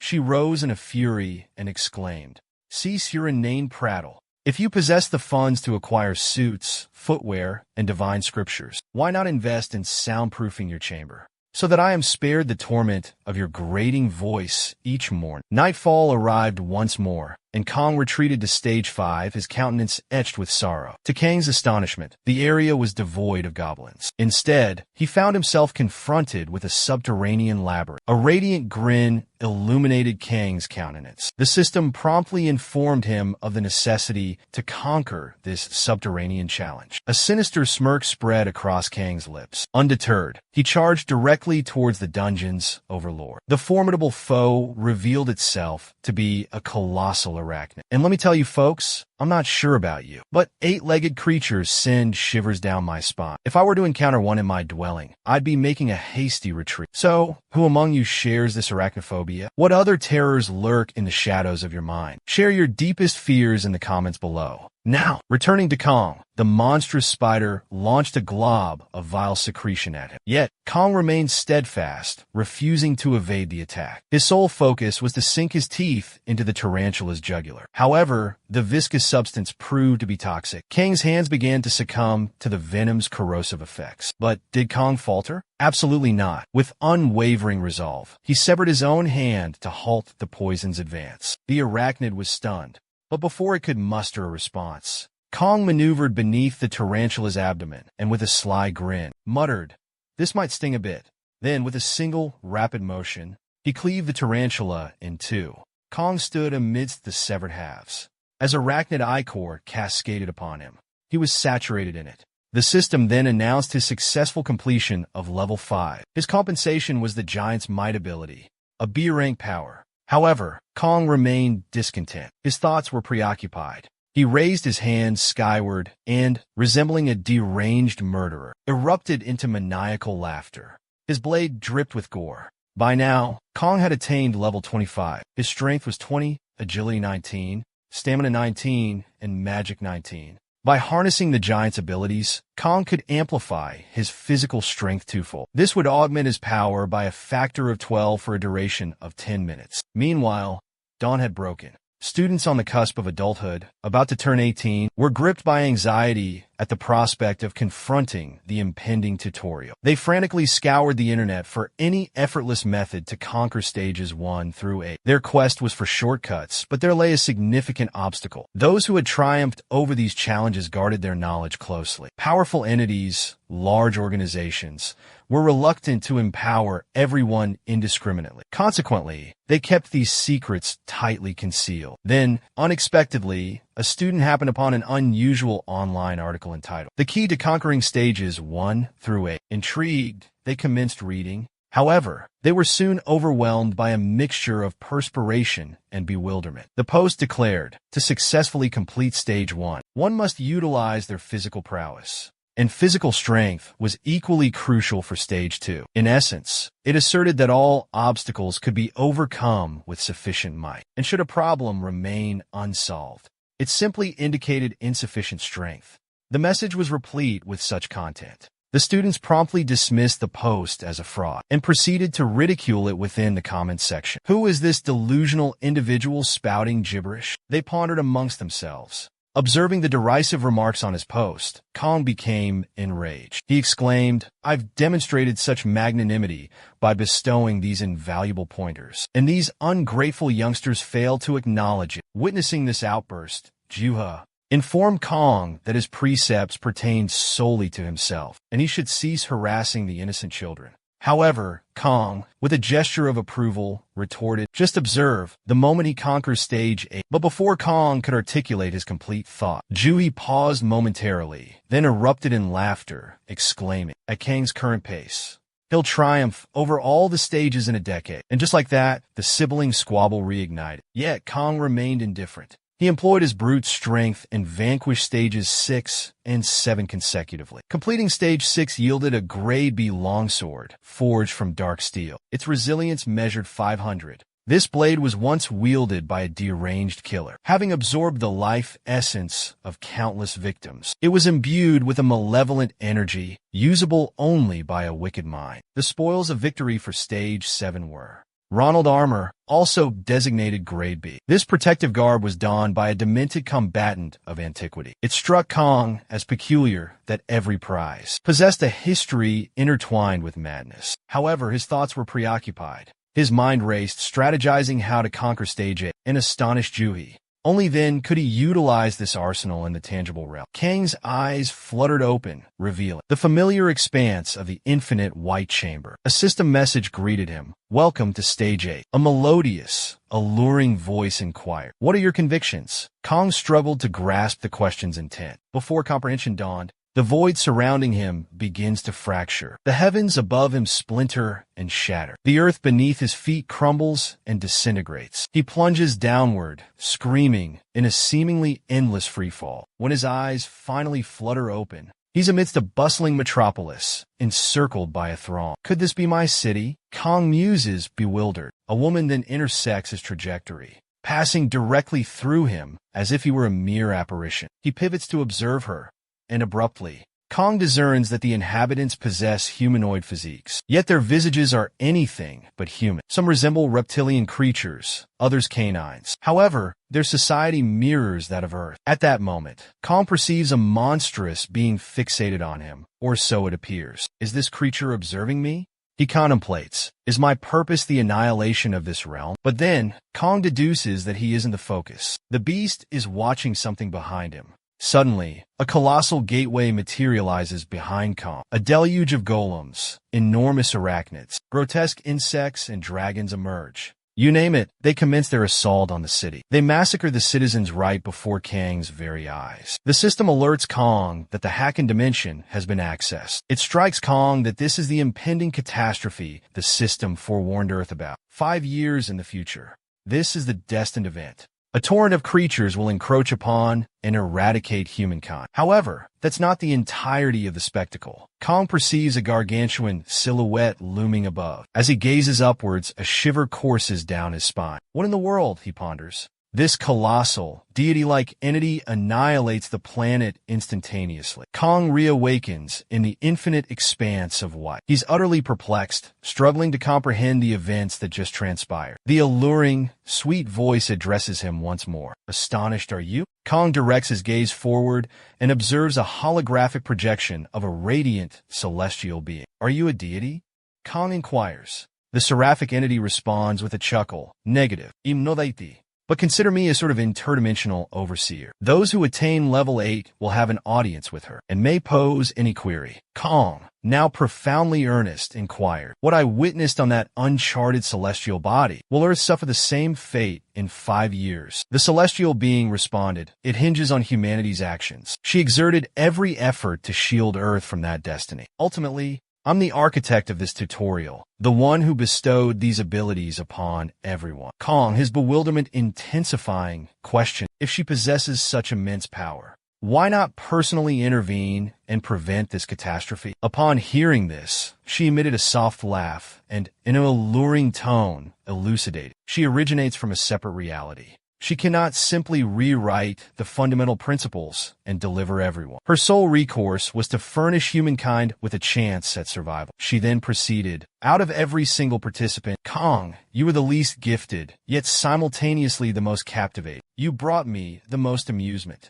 Upon hearing this, Kang's demeanor shifted back to seriousness. He was on the verge of inquiring whether she was the individual responsible for the constant theme alterations in Stage 5. However, before he could articulate his question fully, the celestial being let out a soft laugh and commended Kong on conquering Stage 8. She added that the introductory phase was merely the commencement. Abruptly, Kong felt himself lifted into the air. It dawned on him that she was the one orchestrating his predicament. Yet, before he could utter a single syllable, the ground beneath him dissolved, sending him plummeting downwards. An enraged Kong thrust his hand upwards and unleashed a primal scream, berating the angel with a vehement, "You son of a..." But before his expletive could conclude, Kong dematerialized. The angel, in an alluring voice, murmured, "I eagerly await your return."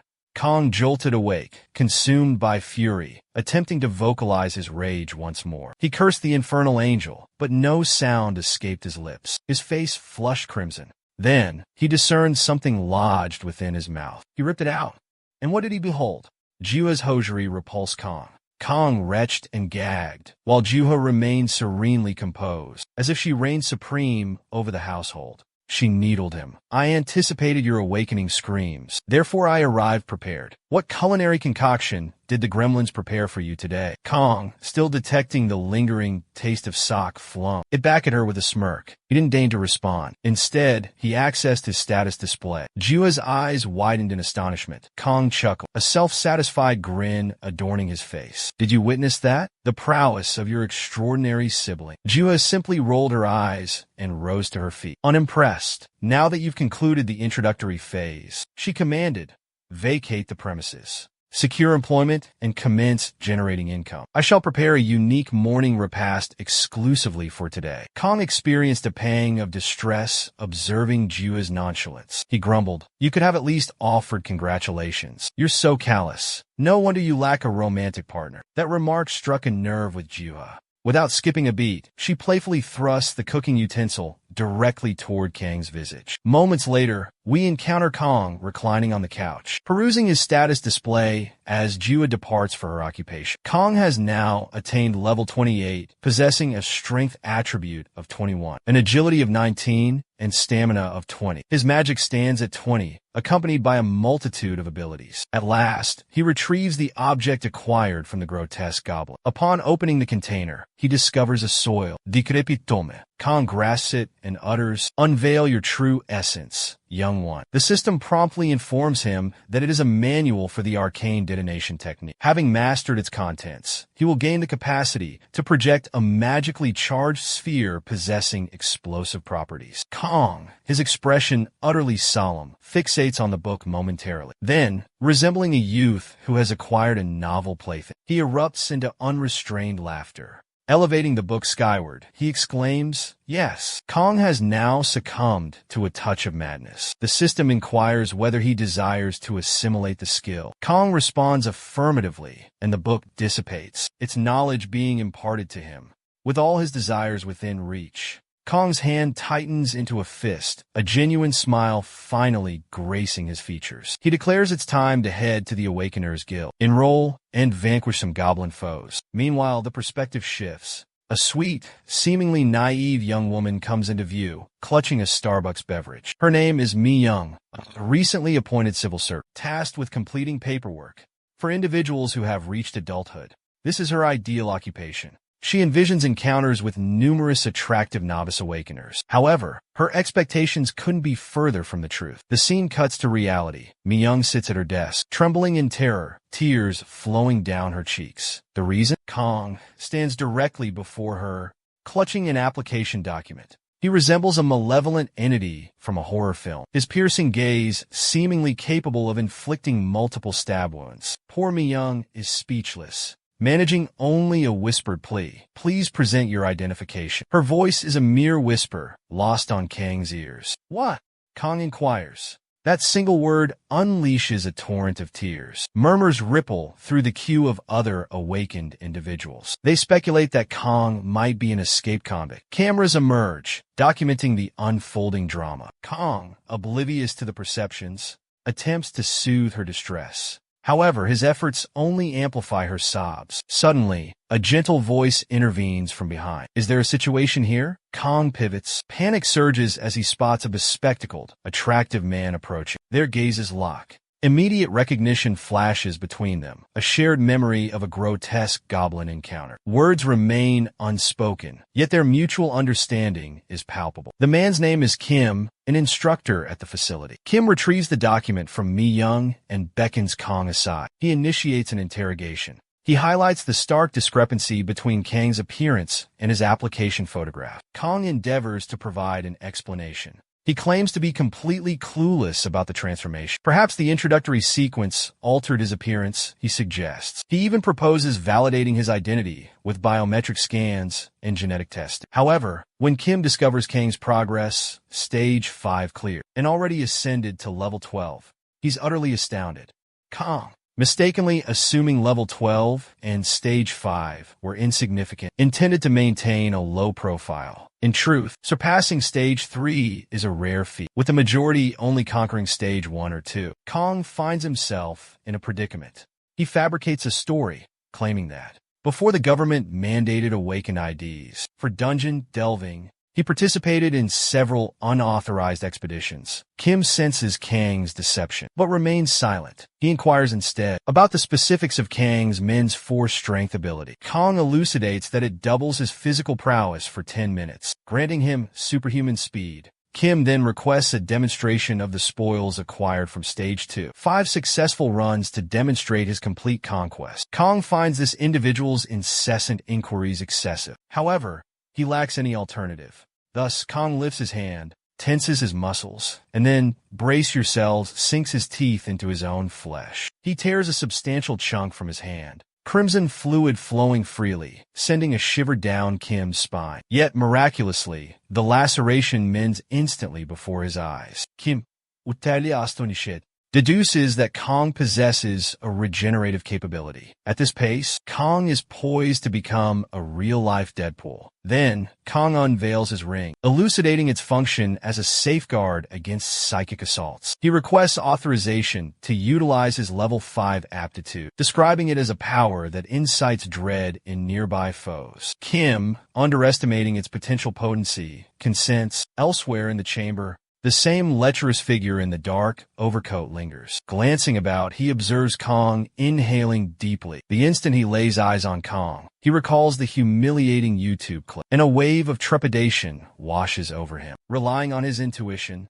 he promptly covers his ears, anticipating what's to come. The others remain oblivious until it's far too late. Kang bellows, and everyone in the vicinity crumples to the ground. Their energy is sapped, leaving them nearly immobile. When Kang concludes, Kim is utterly astonished. Even he wasn't immune to its effects. Kang, finally displaying a genuine smile, inquires, "Was that sufficient demonstration?" The two engage in further deliberation. Meanwhile, the lecherous man gapes at Kang, utterly aghast. Then, he unleashes the most lascivious, unsettlingly eerie expression imaginable. And let me tell you, that's the countenance of a homosexual. I implore you, if you encounter him, flee with all your might. Moments later, Kang envisions himself as irresistibly attractive, captivating women with a mere glance at his identification. He even daydreams about being nearly refused entry, due to the striking disparity between his appearance and his photograph. Conversely, the surrounding applicants commence whispering amongst themselves, uttering remarks such as, "That individual berated the young lady with such intensity that she nearly wept and practically succumbed to a swoon from sheer terror." Meanwhile, as Kang consumes his protein bar, Kim enters the lecture hall, accompanied by a pair of educators. Upon arrival, he promptly introduces himself, stating, "My appellation is Kim, and I shall serve as the instructor for this cohort." A round of applause ensues, and Kim initiates his discourse. He elucidates that the curriculum will encompass 10 days of matutinal theoretical instruction and post-meridian practical exercises. Sustenance and lodging shall be furnished here. However, Kim then divulges a stark reality. Do not harbor the illusion that we shall impart clandestine knowledge or esoteric techniques. The truth is akin to refused collectors perishing within labyrinths daily. Thus, should you aspire to the vocation of a hunter, bear in mind the perpetual peril of meeting your demise within a dungeon. Furthermore, with the incessant emergence of novel dungeons, even with comprehensive knowledge of pre-existing ones, the likelihood of perishing remains substantial. Kang absorbs the conversation, thinking to himself, "Wow, this guy's bringing up mortality right off the bat." Kim continues, "I'm not here to waste your time with frivolous things. I'll equip you with only the fundamental skills necessary for survival." After some time, Kim announces, "Let's take a 10-minute recess." Meanwhile, Kang gazes upward, muttering under his breath, "I'm utterly bored."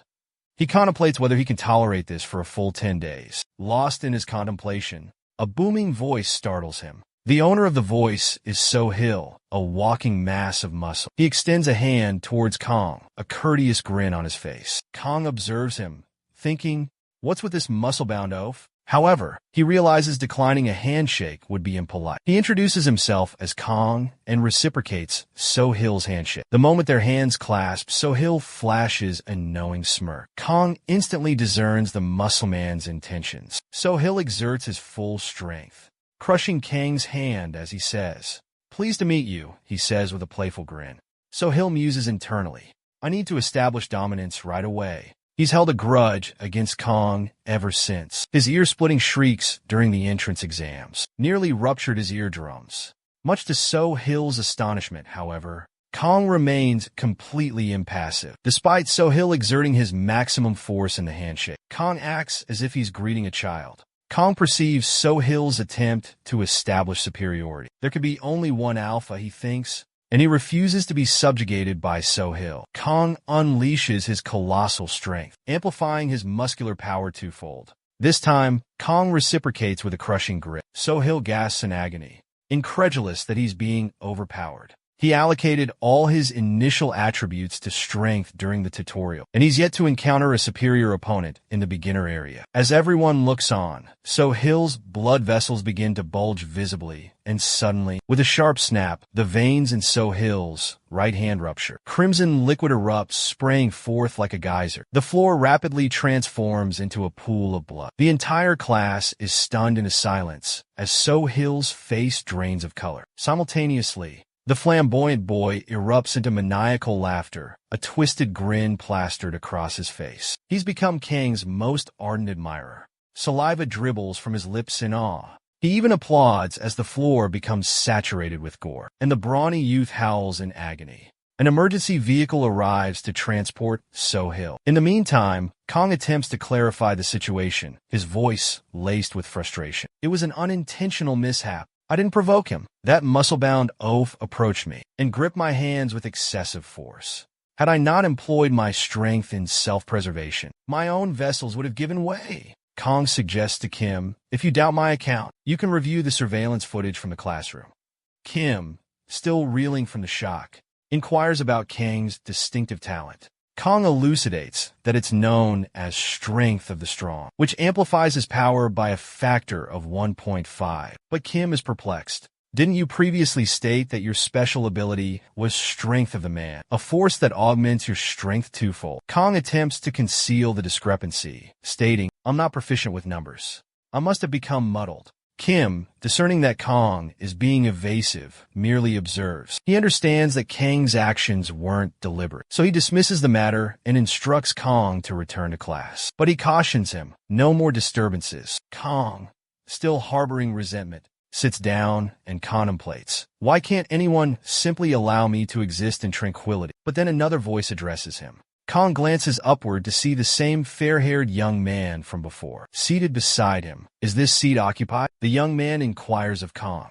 Annoyed, he mutters, take a seat anywhere, but internally he's fuming. First a meathead, now a punk. The fair-haired man introduces himself as Yosong and inquires if he can address Kong as his hyung, a term of respect. I hold you in high regard, Yosong declares. Kong is baffled. Why this sudden admiration, he wonders. Yoshoni laberats. Ever since witnessing you thrash that hideous imp on YouTube, I've been a devoted follower. Seeing you at the entrance exam sent me into a frenzy, but watching that muscleman's arm snap confirmed you were the genuine article. Kong concludes, this guy's off his rocker too. Exasperated, Kong attempts to clarify that it was merely an unintentional mishap. After inadvertently dispatching the bodybuilder to the infirmary, Kong returns to the lecture. Kim prosits, elucidating that if a labyrinth remains unconquered for 5 days, it will rupture, unleashing creatures that will imperil the populace. He distinguishes between transient and enduring nuclei. Within these subterranean complexes, neutralize the provisional core, and the labyrinth will seal itself within 5 days. Obliterate the enduring core, and its closure will be instantaneous. However, a second arrogant, brawny individual bellows from the rear. I haven't journeyed here for frivolous discourse. Provide me with combat instruction and my certification immediately. The sentinel, enraged, is on the verge of expelling him. But Kim intercedes, his tone grave. Kim beckons the second muscle-bound man to the platform, exuding self-assurance. The man approaches with a smug grin. I've taken the stage. Proceed as you wish. Are all the characters in this narrative truly deviant? Kim sheds his jacket, descends from the platform, and initiates a 60-second countdown on his mobile device. Should you manage to make physical contact with me within this time frame, you'll achieve immediate graduation.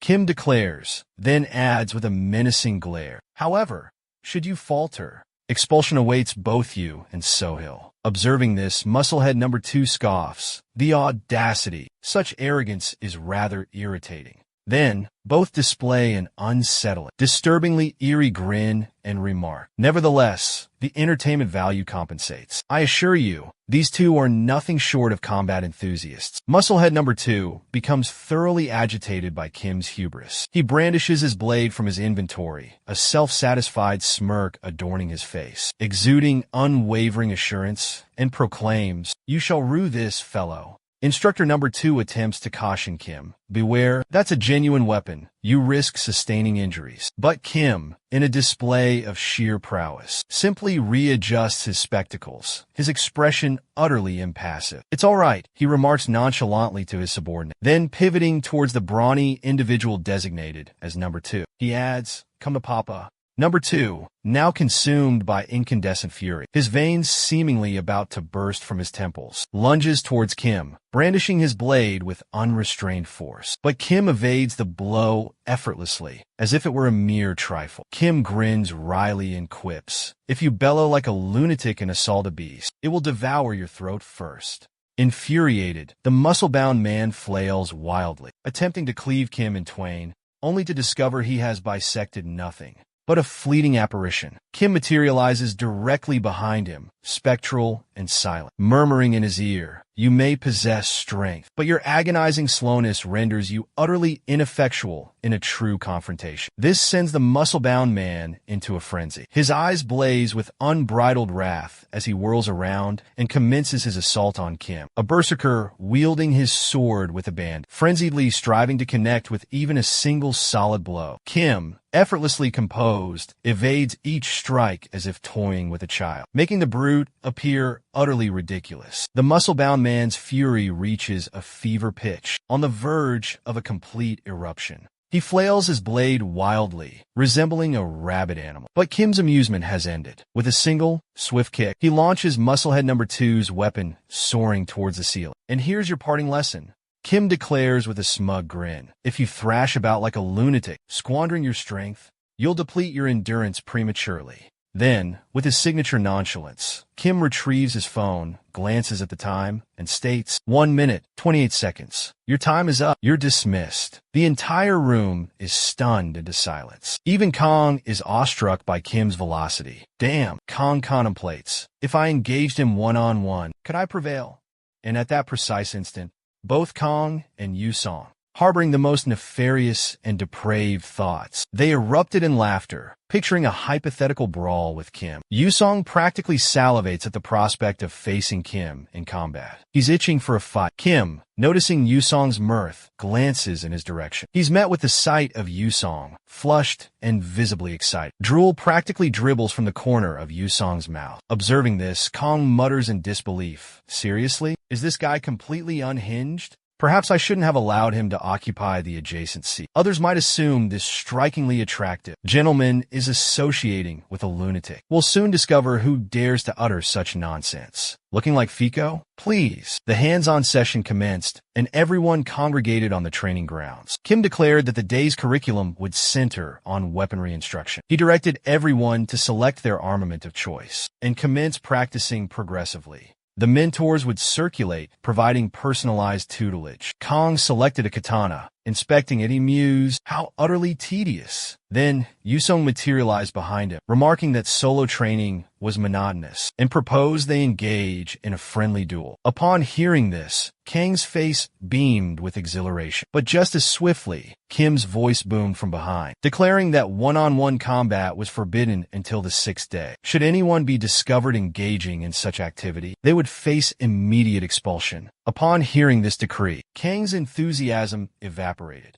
swiftly replaced by disillusionment. Time marched on, and all were engrossed in solitary training, maintaining a respectful distance. Kong sat agape, observing his peers. He mused to himself, "These individuals are nothing but cowards." Observing them induced a state of drowsiness. He resolved that rather than succumb to boredom, he would engage in some swordplay. At the very least, it would contribute to muscle development. Thus, with a lack of fervor, he commenced swinging his blade haphazardly, wielding his F-rank swordsmanship like a bumblebee in erratic flight. Kim, observing this display, scrutinized him for an extended period. Finally, he approached Kong, and with a haughty and imperious tone, declared, "Your swordsmanship is utterly abysmal. From where did you acquire such dreadful technique? Venturing into a labyrinth with that would guarantee your demise." Upon hearing this, Kong faltered, fixing a menacing glare upon the teacher. The instructor persisted in highlighting Kong's deficiencies. Within his thoughts, Kong envisioned seizing the instructor by the throat, a chillingly sinister and malevolent expression contorting his face as he issued a threat. "Engage me in single combat. Let us ascertain if my blade skills are truly lacking." In actuality, the instructor's trousers might have been damp with perspiration had he witnessed Kang's frightful visage. However, snapping back to reality, Kong merely scratched his ear, concluding that instigating a confrontation was unwarranted. His ear likely emitted an unpleasant odor as well. Just then, Kim addressed the instructor. With a clap of his hands, he commanded everyone's attention and proclaimed a sparring session between Kong and the instructor's disciple. Both Kong and the instructor were taken aback by this declaration. Kim entrusted his blade to the disciple, cautioning him to exercise prudence while engaging with Kong. Upon hearing this, Kong offered a sly grin, while the novice remained oblivious. He pondered why such caution was necessary with a newcomer. Kim commenced the countdown 3, 2, 1, and the duel commenced. The instructor's protege fought earnestly, but a broad, enthusiastic grin adorned Kang's face. The moment the countdown concluded, Kong lunged towards the younger combatant, his eyes alight with anticipation. With a solitary blow, despite utilizing a mere fraction of his strength, perhaps 10%, the instructor's blade trembled. Kong hoisted his weapon skyward and, with one swift motion, dispatched the junior's sword soaring through the air. The instructor gaped in astonishment as the weapon ascended, eventually plummeting to the ground beside the novice's head. An instant later, a profound silence descended upon the area. Everyone present was speechless. Kim seized this opportunity to elucidate. Regardless of the inadequacy of one's swordsmanship, or any weapon proficiency for that matter, superior strength guarantees victory over any adversary. Upon hearing this, Kong, beaming with pride, mistakenly believed the teacher was commending him. He erupted in laughter, completely oblivious to the true meaning. The instructor was, in fact, ridiculing his swordsmanship. Kim then nudged his underclassman forward, assisted him to his feet, and offered an apology. Fixing Kong with a solemn expression, Kim addressed the younger student. "I needed to confirm something, and now I have my answer." A transformation unfolds. Kong begins documenting his experiences. Day 1. Encountered an eccentric individual named Yusong who shadowed me relentlessly. He trailed me like a devoted canine throughout the day. During the practical exercises, a teacher attempted to provoke a confrontation, forcing me to assert my dominance.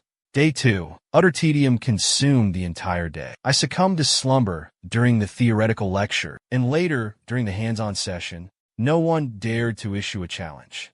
Following the incident with the teacher, the entire faculty grew increasingly concerned for us, especially Song. He began playfully manipulating his blade with his feet. On the third day, both Song and I were rendered unconscious in every session. Given that actual combat was forbidden, we commenced engaging in mock duels, carefully avoiding any blade contact. By this point, the instructors harbored genuine anxieties about our well-being. Day 4 found me consumed by tedium.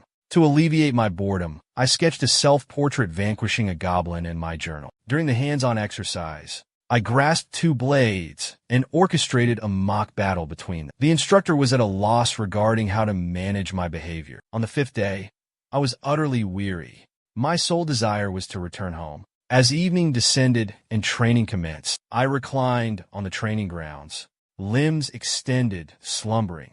When the instructor inquired about my actions, I informed him that I was engaged in meditation. On day 6, utter tedium nearly claimed my life. I instigated Yusong, hoping to stir up some mischief. I declared that if I endured another day in this monotonous confinement, they would need to cart my lifeless form home on the 7th. Then, Yusong, with a disquieting grin, countered, "Your boredom ends now. Today marks the 6th day, and the one-on-one sparring commences. Tonight, I'll unveil something extraordinary. If his extraordinary aligns with my suspicions, I have zero interest in witnessing it. Evening descended, and the one-on-one practical training began. Kong swiftly vanquished his adversary.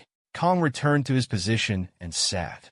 Yusong offered his congratulations. However, as Kong observed the subsequent matches, he felt as though he was watching toddlers squabble. Tedium once again crept in. Then, a bout between two contenders commenced. Contender number 1, with a ferocious yell, lunged at contender number 2, spear in hand, who succumbed to panic and became paralyzed with fright. But before the lance could connect, Kim, with lightning reflexes, instantaneously halted the spear's trajectory. The skirmish concluded abruptly, and a thought crossed my mind. The clock is ticking. I must engage him in combat. At last, it was Usong's opportunity. He rose gradually, pivoted, and addressed me. "I'm stepping out," he declared, a chilling grin twisting his lips. Kong sensed that something significant was imminent. Yusong began his ascent onto the platform, and Kong recalled Yusong's earlier assertion. He would reveal something remarkable during the sparring session. A wave of tension washed over Kong as he pondered. Is Yusong on the verge of instigating chaos? If so, Instructor Kim had best intervene immediately. Kim and a young woman named Yuri stood opposite one another. Yuri, a sorceress, had brought her enchanted staff. Kim inquired of Yusong if he harbored any reservations, given the inherent disadvantage warriors face against spellcasters who engage from afar.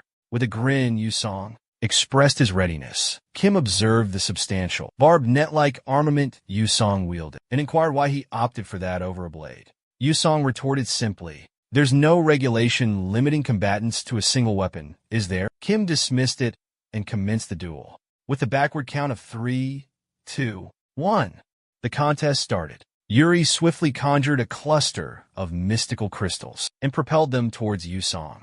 Yusong brandished his net with minimal exertion, pulverizing every crystal. The fragments rained down upon Yusong's visage, and with a maniacal smirk, he erupted in laughter. Kong was momentarily taken aback, but his astonishment was eclipsed by witnessing genuine sorcery. Kong had harbored a fascination for illusionists since his youth. However, Yuri was unamused. As a gifted sorceress, she found it incredulous that a mere warrior could so effortlessly deflect her assault. She channeled all her power to materialize a colossal. A magical crystal materialized above her. Then she propelled it towards Yusong. But Yusong's attention was elsewhere, not on the incoming projectile. He fixed her with a gaze from his left eye, hoisted his mesh high, and retreated a step. With the maniacal cackle of a deranged combatant, he commenced whirling his mesh with increasing speed. Kong grasped Yusong's imminent action. He intercepted the magical crystal missile with pinpoint accuracy, rotating it with raw power before redirecting it towards Kim. Kim evaded the attack with a nimble sidestep. However, Kim was merely a diversion. Yusong's true quarry was Yuri. While Kim's attention was diverted, Yusong lunged towards Yuri. Kim suddenly comprehended the unfolding events, but it was too late. Yusong reached Yuri and, with a brutal strike, bludgeoned her face with the mesh.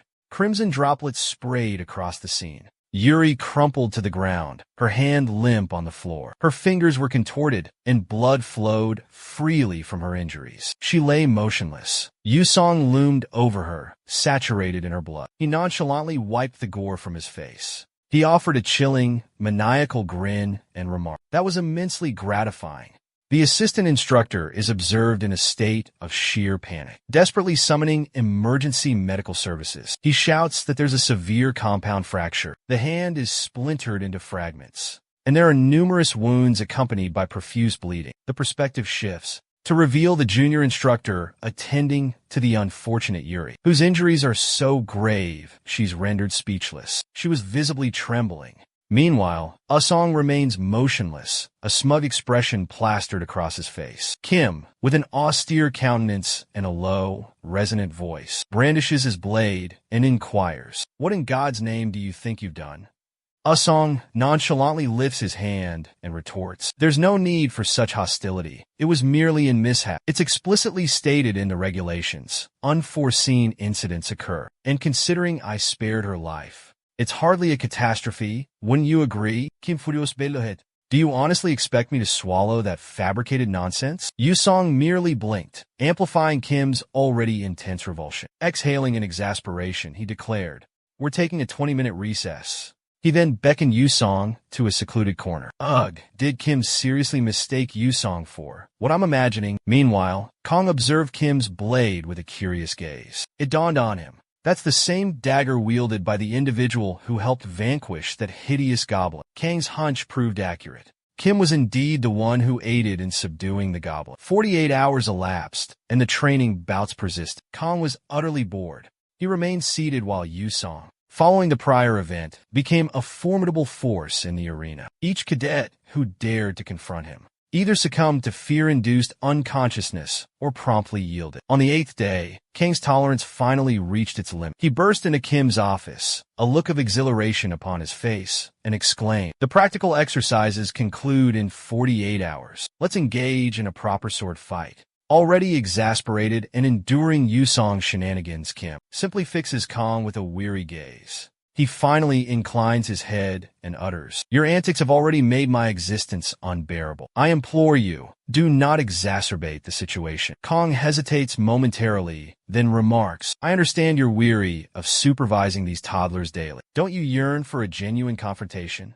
Kong, exuding an ominous, shadowy presence, materializes abruptly behind Kim and murmurs, "We've crossed paths previously, haven't we?" In a flash, they find themselves in the assembly hall, poised to engage in a live blade duel. Kim expresses gratitude to Kong, stating, "Had you not intervened, countless lives would have been lost." Kong humbly responds that he was merely fulfilling his obligation. However, in his private thoughts, he muses, Kim will be reluctant to accept the artifact. He succeeded by thoroughly trouncing that unpleasant individual. Kim's attention is then drawn to Kang's lengthy, ebony blade, prompting the question, "That's quite a remarkable weapon you possess. If I recall correctly, conquering stage 6 grants a distinctive blade, am I right?" Kong, attempting to maintain composure, fabricates a story. "Yeah, I stumbled upon it abandoned on the path." Kim, uterli unjon vinjet, accesses his inventory and brandishes his twin daggers. With an expression of absolute seriousness, he declares, "These daggers? I discovered them discarded on the roadside as well." Abruptly, he launches himself from his stance, vanishing instantaneously and striking at Kong with blinding swiftness. Kong narrowly averts the assault by turning and parrying. Kim chuckles, remarking, "I presumed your focus was solely on brute force, but it appears your agility is also quite commendable." Kong grins in response, retorting, "I'm aware that's not the extent of your velocity, and considering my accelerated recuperation, feel free to unleash your full potential upon me." Upon hearing this, Kim offers a sly smile. "In that case, I shall refrain from any further restraint." He vanishes once more. This instance, his velocity is such that Kane struggles to maintain pace. Kim launquis a multipronjed asault. His blades become a whirlwind of motion. But Kong, with a disturbingly content smirk and eyes ablaze with crimson, revels in the moment. "This is what I've yearned for," he exclaims. Kim slashes at him from every conceivable angle. Yet Kang's injuries mend instantaneously. Grasping the potency of Kang's regenerative capabilities, Kim intensifies his focus. He intends to place his dagger against Kang's throat, anticipating an evasive maneuver that will expose Kang's abdomen. However, Kong defies expectations. Rather than dodging, he extends his hand towards the oncoming blade, allowing it to lodge itself between his bones. Kim, uterli astonished, attempts to retrieve his weapon, but it remains firmly embedded. Kong, wearing a macabre, bone-chilling grin, utters, "I've ensnared you now, my dear." Before Kim can muster a response, Kong yanks him close and delivers a powerful headbutt. Kim expectorates blood and briefly loses consciousness. His spectacles fly off as he collapses onto the floor. After a few moments, Kim revives, aware that he's disoriented. A period elapses. Kong is observed enjoying a cola with a cold compress on his head. Kim, still recuperating, acknowledges, "I underestimated your strength." Kong smirks. "That sparring session was a stalemate, due to my inherent regenerative abilities." Kim jests, implying I triumphed. Kong becomes agitated, maintaining it was a tie. "I deliberately refrained from utilizing my passive skill." They engage in lighthearted banter before Kim exhales. "My gratitude, Kong. I've grown weary of coddling those youngsters for ages. This was the most enjoyable experience I've had in a long time." He then advises Kong to seek rest. reminding him that tomorrow is designated for dungeon exploration. Elsewhere, beyond the academy's walls, an enigmatic figure cloaked in a dark, hooded garment lingers near the subterranean entryway. He glances furtively from side to side, then melts into the obscurity as the portal swings open. The barrier closes in his wake, leaving behind only the foreboding, shadowy maw of the subterranean labyrinth. Dawn breaks, and a queue of individuals forms before a subterranean passage. Kong advances and elucidates the situation. This location has been earmarked as an instructional cavern, Kong's Aptitude Development Institute. Welcome to the Ephraim Dungeon, Gaika's Woodland. He proceeds. The creatures inhabiting this domain are known as Jikas, and they possess greater resilience than typical Ephraim dungeon denizens. However, this locale was selected for training purposes for a duo of reasons. Firstly, it's an open-terrain type dungeon, thus devoid of ambushes or concealed perils, only monsters. Secondly, it's relatively straightforward to entice Jikas and engage them individually. Kim approaches, unlatches the dungeon gateway, and declares, "I'll furnish you with the remaining particulars once we've breached the threshold." Inhaling deeply, Kong traversed the threshold. This marked his inaugural venture into a subterranean labyrinth. A blend of apprehension and exhilaration coursed through him. Upon entering, Kong experienced a peculiar sensation, a momentary feeling of weightlessness as he breached the portal. As his vision cleared, he discovered himself in an entirely foreign environment. A verdant woodland, indeed. It was designated a dungeon, yet it bore a striking resemblance to an idyllic picnic locale. As they progressed, Kong, still absorbing his surroundings, inquired of Yusong, "So, if we exit through the dungeon's gateway, we'll be transported back to Earth, correct?" Yusong, with an exasperated eye roll, retorted, "Dude, this was thoroughly covered in theoretical instruction. You should possess this knowledge by now." Kong, visibly irritated, retorted, "Why are you addressing me? I'd rather avoid people assuming a devastatingly attractive individual like myself associates with a lunatic." Without missing a beat, Yusong muttered, "You were the one who initiated the conversation." After a short while, Kim assembled the group and directed one of his subordinates to retrieve a Gaika monster. As they waited, Kim provided an explanation. The Gaika is an avian creature, standing slightly over 2 meters in height. It bears a resemblance to an ostrich, possessing remarkable swiftness, and a beak capable of shattering reinforced armor. A direct impact from its beak, well, let's just say the outcome won't be pleasant. Therefore, maintain vigilance. A common tactic involves encircling it with multiple individuals and immobilizing its legs. Before Kim could elaborate further, everyone abruptly received an alert. A message materialized before their eyes, declaring that the dungeon's central nucleus had been extracted. An exit portal had manifested, and the dungeon was on the verge of collapse. The earth trembled, and the heavens above them fractured. Hysteria erupted like a raging inferno. Terror gripped everyone, convinced that a swift escape was their only salvation, lest they be eternally entombed within the subterranean labyrinth. But Kim, maintaining his composure, bellowed, "Everyone remain calm. The dungeon won't collapse instantaneously. We have at least a 60-minute window. Proceed in an organized manner." Heeding his command, they began their exodus one after another. Yet, the identity of the perpetrator who had decimated the dungeon's core remained a mystery. Kim couldn't shake off an unsettling premonition. A bone-chilling presence permeated the atmosphere, and just as the final individuals were emerging, the dungeon convulsed violently. Sparks erupted from within, and a wave of terror washed over them like a tidal wave. Kim's face went ashen, but he reacted swiftly. He spun around, shouting, "Move! Dispatch a message to headquarters requesting reinforcements. Evacuate all the trainees immediately." His bellow echoed. It's a dungeon breach. But even amidst his commands, Kim's mind raced, connecting the dots.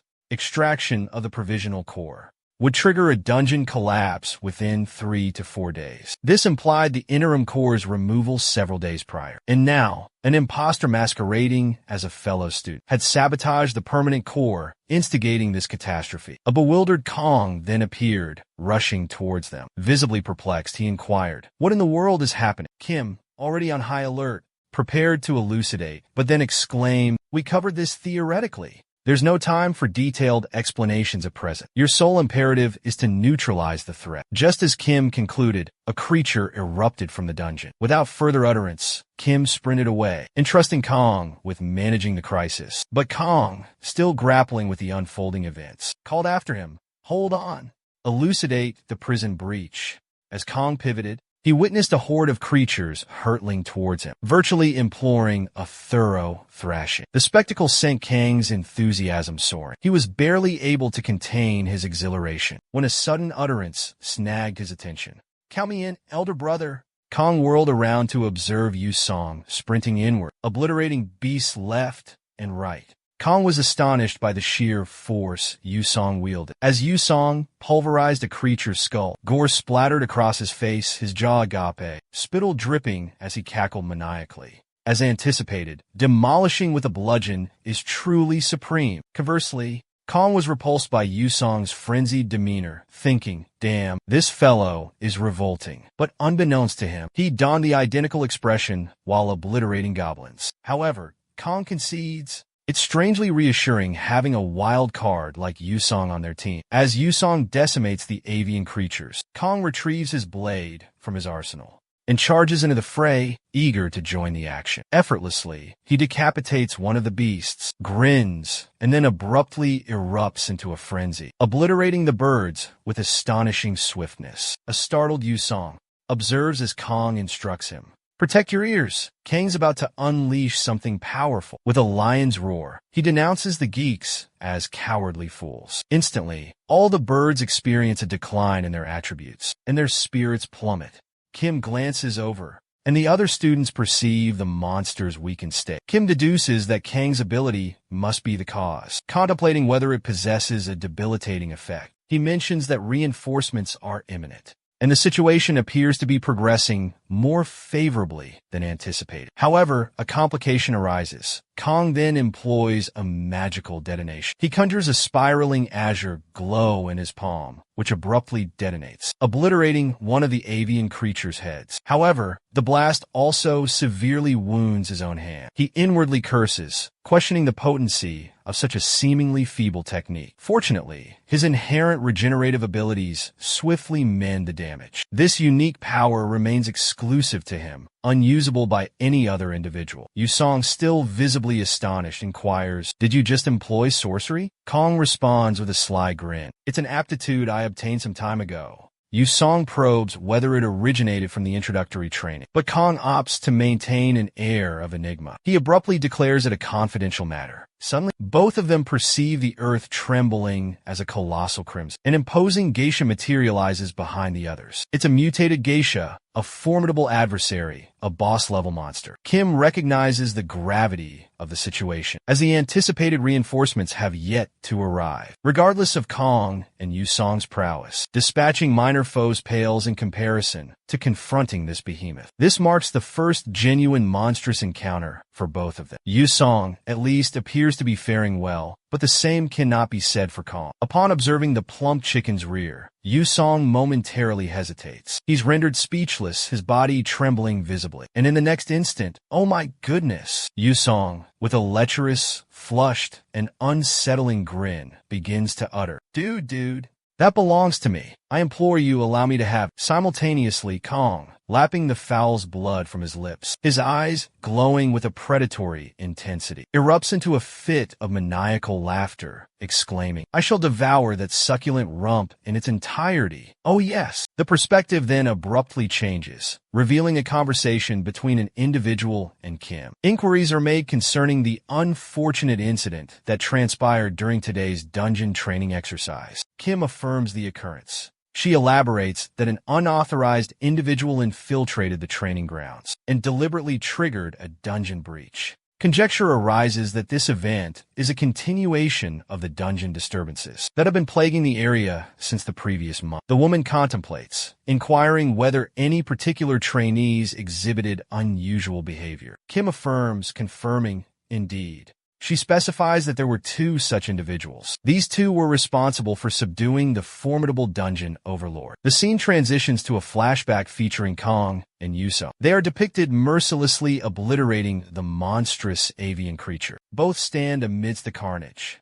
their garments splattered with crimson, erupting in unrestrained laughter. A woman, piqued by curiosity, gently nibbles her delicate, velvety lips and utters a soft "oh." Kim resumes her account, revealing that one of them possesses exceptional physical prowess. His celerity and reflexes are extraordinary. Nearly every facet of his being exists on a colossal scale. However, his paramount asset, his regenerative capability, extends beyond mere resilience to encompass an audacious disregard for personal injury. This culminates in erratic and unforeseen combat approaches, presenting a formidable challenge for any adversary to counter. The other individual stands in stark contrast to Kong. Kim contemplates whether the term prodigy befits him. He notes the trainee possesses an innate aptitude for combat. His lightning-fast reflexes and tactical brilliance are exceptional. Yet his excessive ruthlessness constitutes a significant defect. Dismissing this final remark, the woman states, "It's uncommon for Kim to bestow such lavish praise." She inquires whether he extended a recruitment proposition. Kim clarifies that enlisting trainees as an instructor is prohibited. She retorts, accusing him of his usual rigidity. He chuckles,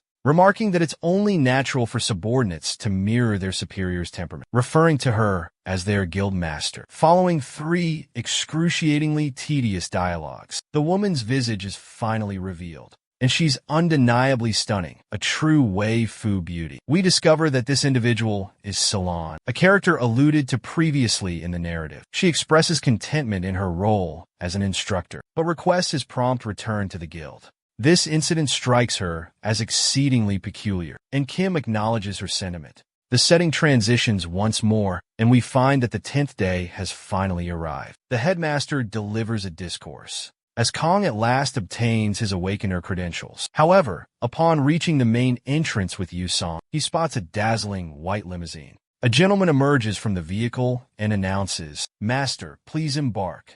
A surprised Kong inquires of Yusong, "Were you born in a privilege?" Yusong offers a smile and urges Kong to enter. Offering to escort him home, Kong expresses his gratitude and steps inside the luxurious car, remarking on the novelty of the vehicle.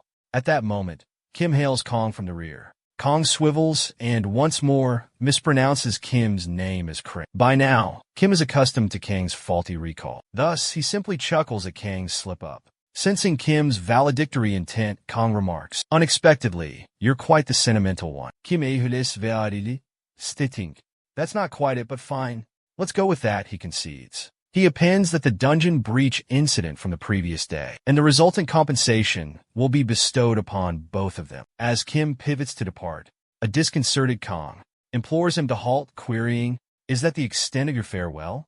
Offer at least a token of appreciation." Kim sighs, assuring Kong of his acknowledged strength. He's confident in Kang's continued ascent in power. He posits that their reunion within a dungeon is imminent. Until next time, but he implores Kong to always remember his obligations as an individual endowed with special talents, for he is now a wielder of extraordinary power. We observe Kong with an exceptionally solemn expression, displaying his new card affixed to his brow, like a fool, inquiring of Juhi if she perceives his latent capabilities. But Juhi remains utterly indifferent. She's engrossed in watching Azura recaps, and has even become a devotee of the channel, as you all undoubtedly are, am I right? She's on her phone, sarcastically uttering, "Yeah, it's truly remarkable and commendable." Kong, feeling a tad overconfident, declares that her haughty demeanor must cease immediately. For commencing tomorrow, he intends to conquer every dungeon in the vicinity. Then he pauses, pondering, "How on earth am I supposed to reach them? Is it possible to locate a dungeon via a map search?" Jui grins slyly and replies, "There's an application specifically for that purpose." Awestruck, Kong proclaims her a brilliant mastermind. However, Jui, perplexed and apprehensive about Kong, ponders that while Kong may have been inept and feeble previously, he wasn't this obtuse. Did he perhaps trade intellect for brawn? Kong clarifies that he conducted some investigations, perusing information regarding the application, which details labyrinthine charts, creature dossiers, and even the enlistment of squad comrades. He states that Gecko's Woodland is classified as a novice-level, F-rank dungeon, and contemplates whether he possesses the aptitude to conquer it solo. He envisions accumulating a substantial fortune, and perhaps even boasting of his accomplishments to his mother. 30 days swiftly elapse,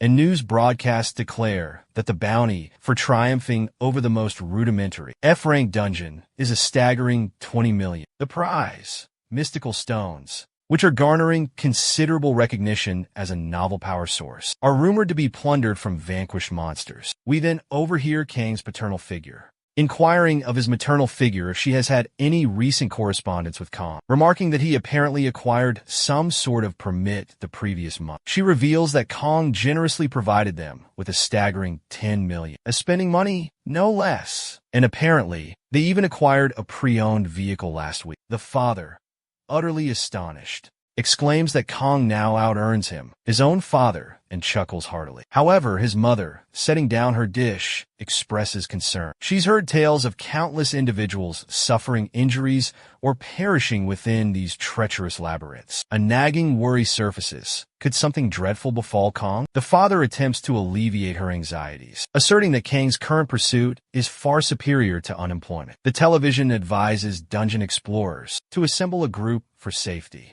The father confidently declares that Kang isn't one to act rashly, so everything will likely be alright.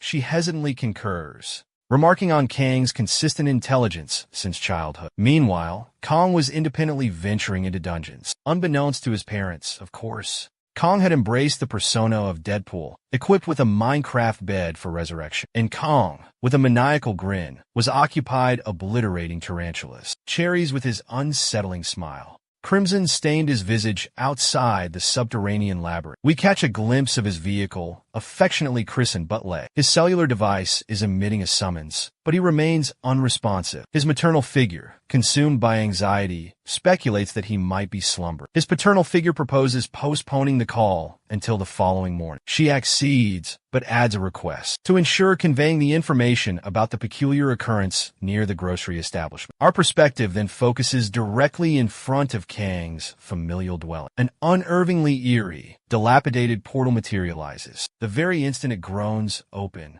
a bone-chilling aura emanates from the subterranean depths. Mere moments elapse before a legion of vile, goblinoid creatures and orcs commence their descent by the thousands. However, this was not the culmination. An exceptionally gargantuan, grotesque goblin lumbered from the rear. The scene transitions to Kang emerging from the dungeon, having single-handedly vanquished its inhabitants, proclaiming the unrivaled satisfaction of combat. He advances towards his automobile, accesses it, and retrieves his communication device. He observes a staggering 36 unanswered summons from Juhi. The telephone rings once more, piquing Kang's curiosity. He answers the call. On the opposite end, Juhi's voice trembles with distress. She's weeping, conveying news of a grave incident. She recounts how a dimensional rift materialized near their parents' residence, placing them in imminent peril. Upon hearing this, Kang's expression hardens. His face becomes a mask of seriousness, his eyes widening in alarm. The perspective changes, showcasing Geo, still visibly shaken and apprehensive, cautioning Kang against venturing out alone. However, for the first time, Kang, exuding an air of elder sibling responsibility, speaks in a gentle and reassuring tone, comforting her with the words, "There's no cause for alarm. Who do you believe I am?" Turning back with an aura of self-assurance, Kang reiterates his reassurance to Juhi, stating, "Although I may occasionally appear inept, I successfully conquered Stage 8, a feat accomplished by only 3 individuals in all of Korea. Therefore, all that's required of you is to have faith in your brother." Juhi, still apprehensive, bids Kang farewell with a wave, saying, "Be careful and maintain your composure." Kang reciprocates the gesture, assuring her there's no need for concern. However, the moment he shuts the car door and settles into his seat, his expression becomes gravely serious, as if he's ready to single-handedly obliterate every orc in existence. The scene transitions once more, revealing military personnel intercepting Kang. They inform him that passage is restricted and instruct him to retreat. Kang declares his status as an ability wielder and inquires about permission to proceed. They attempt to dissuade him, warning of the potential for a solitary demise. But a different individual intervenes, advocating for Kang's passage. They're severely understaffed, and any individual with abilities is a valuable asset. They disclaim any liability for subsequent events. Kang acknowledges their position and expresses gratitude for their dedication. As he navigates through the forest, Kang observes that there have been at least 5 confirmed dungeon breaches, including one of E-rank classification. He hopes his parents are safe and resilient, questioning whether he'll arrive in time. Suddenly, a colossal boar slams into the side of his vehicle, propelling him off the roadway and into the embrace of a nearby tree. The boar's eyes ignite with a crimson glow. A momentary hush descends before Kong emerges from the vehicle, extricating himself with mumbled complaints. What rotten luck! This blasted swine just wrecked Butley. Unsheathing his weapon, he vows retribution for his fallen companion. The hog emits a menacing snarl. Kong glances upwards, noting the creature's considerable size. A shrill shriek pierces the air. He turns to witness a horde of verdant figures rushing towards him. A legion of goblins charges directly at him. Kong ponders if he perhaps incinerated a goblin nation in a previous existence. For just as he believes they've faded from memory, they reappear to wreak havoc. Victory is no longer a consideration. There's insufficient time to confront them all. He flees. They say absolution offers the finest vengeance, he declares to the swine. I must seek enjoyment elsewhere. As the boar snarls, a barrage of arrows erupts from its flank. Kang's gambit proves successful. He deliberately raced towards the goblin horde, ensuring their projectiles would find their mark on the colossal swine. The gambit proved successful. The boar and goblin engaged in a brutal skirmish. Kong observed the spectacle unfold, a smug expression gracing his features. Taking advantage of the chaos, Kong broke into a run, exclaiming, "With Butley out of the picture, I can't squander precious moments on frivolous pursuits." As dusk descended, Kong discovered his phone was malfunctioning. Its power source nearly depleted. He needed to conserve its remaining energy. Driven by desperation, he resorted to an unthinkable measure. He placed his faith in Google Maps to guide him through the dense foliage. However, his trust proved misplaced. He found himself disoriented and lost. An unsettling noise pierced the stillness of the forest. An unseen entity stealthily crept closer, its presence felt rather than seen. Whirling around, Kong locked gazes with the creature. In a flash, Kong unleashed his blade, the only aftermath a crimson spray. The felled beast revealed itself, a Drushin, a wolf shrouded in invisibility. As the creature crumpled to the earth,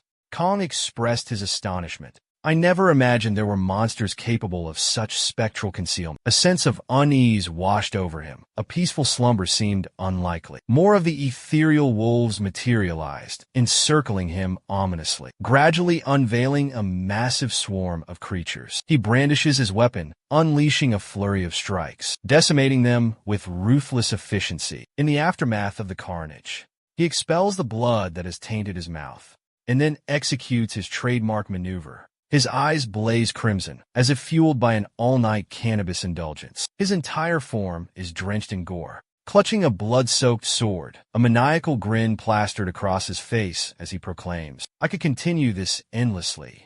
Dawn breaks, revealing a scene of devastation. Hundreds of wolf carcasses strewn about like refuse. Throughout the jungle, Kong has battled relentlessly through the night, but now he lies perched atop a tree. For some inexplicable reason, with the arrival of daylight, the wolves cease their assault, allowing him a brief respite of an hour's sleep. Meanwhile, at the residence of Kang's parents, we observe his mother perusing a message from Kong. He conveyed his imminent arrival home and implored them to secure. Overwhelmed with fear, Kang's mother contacts his father. He urges her to lower her voice, lest it attract the creature. They begin to speak in hushed tones, and the anxious mother inquires, is it truly safe for Kong to venture here?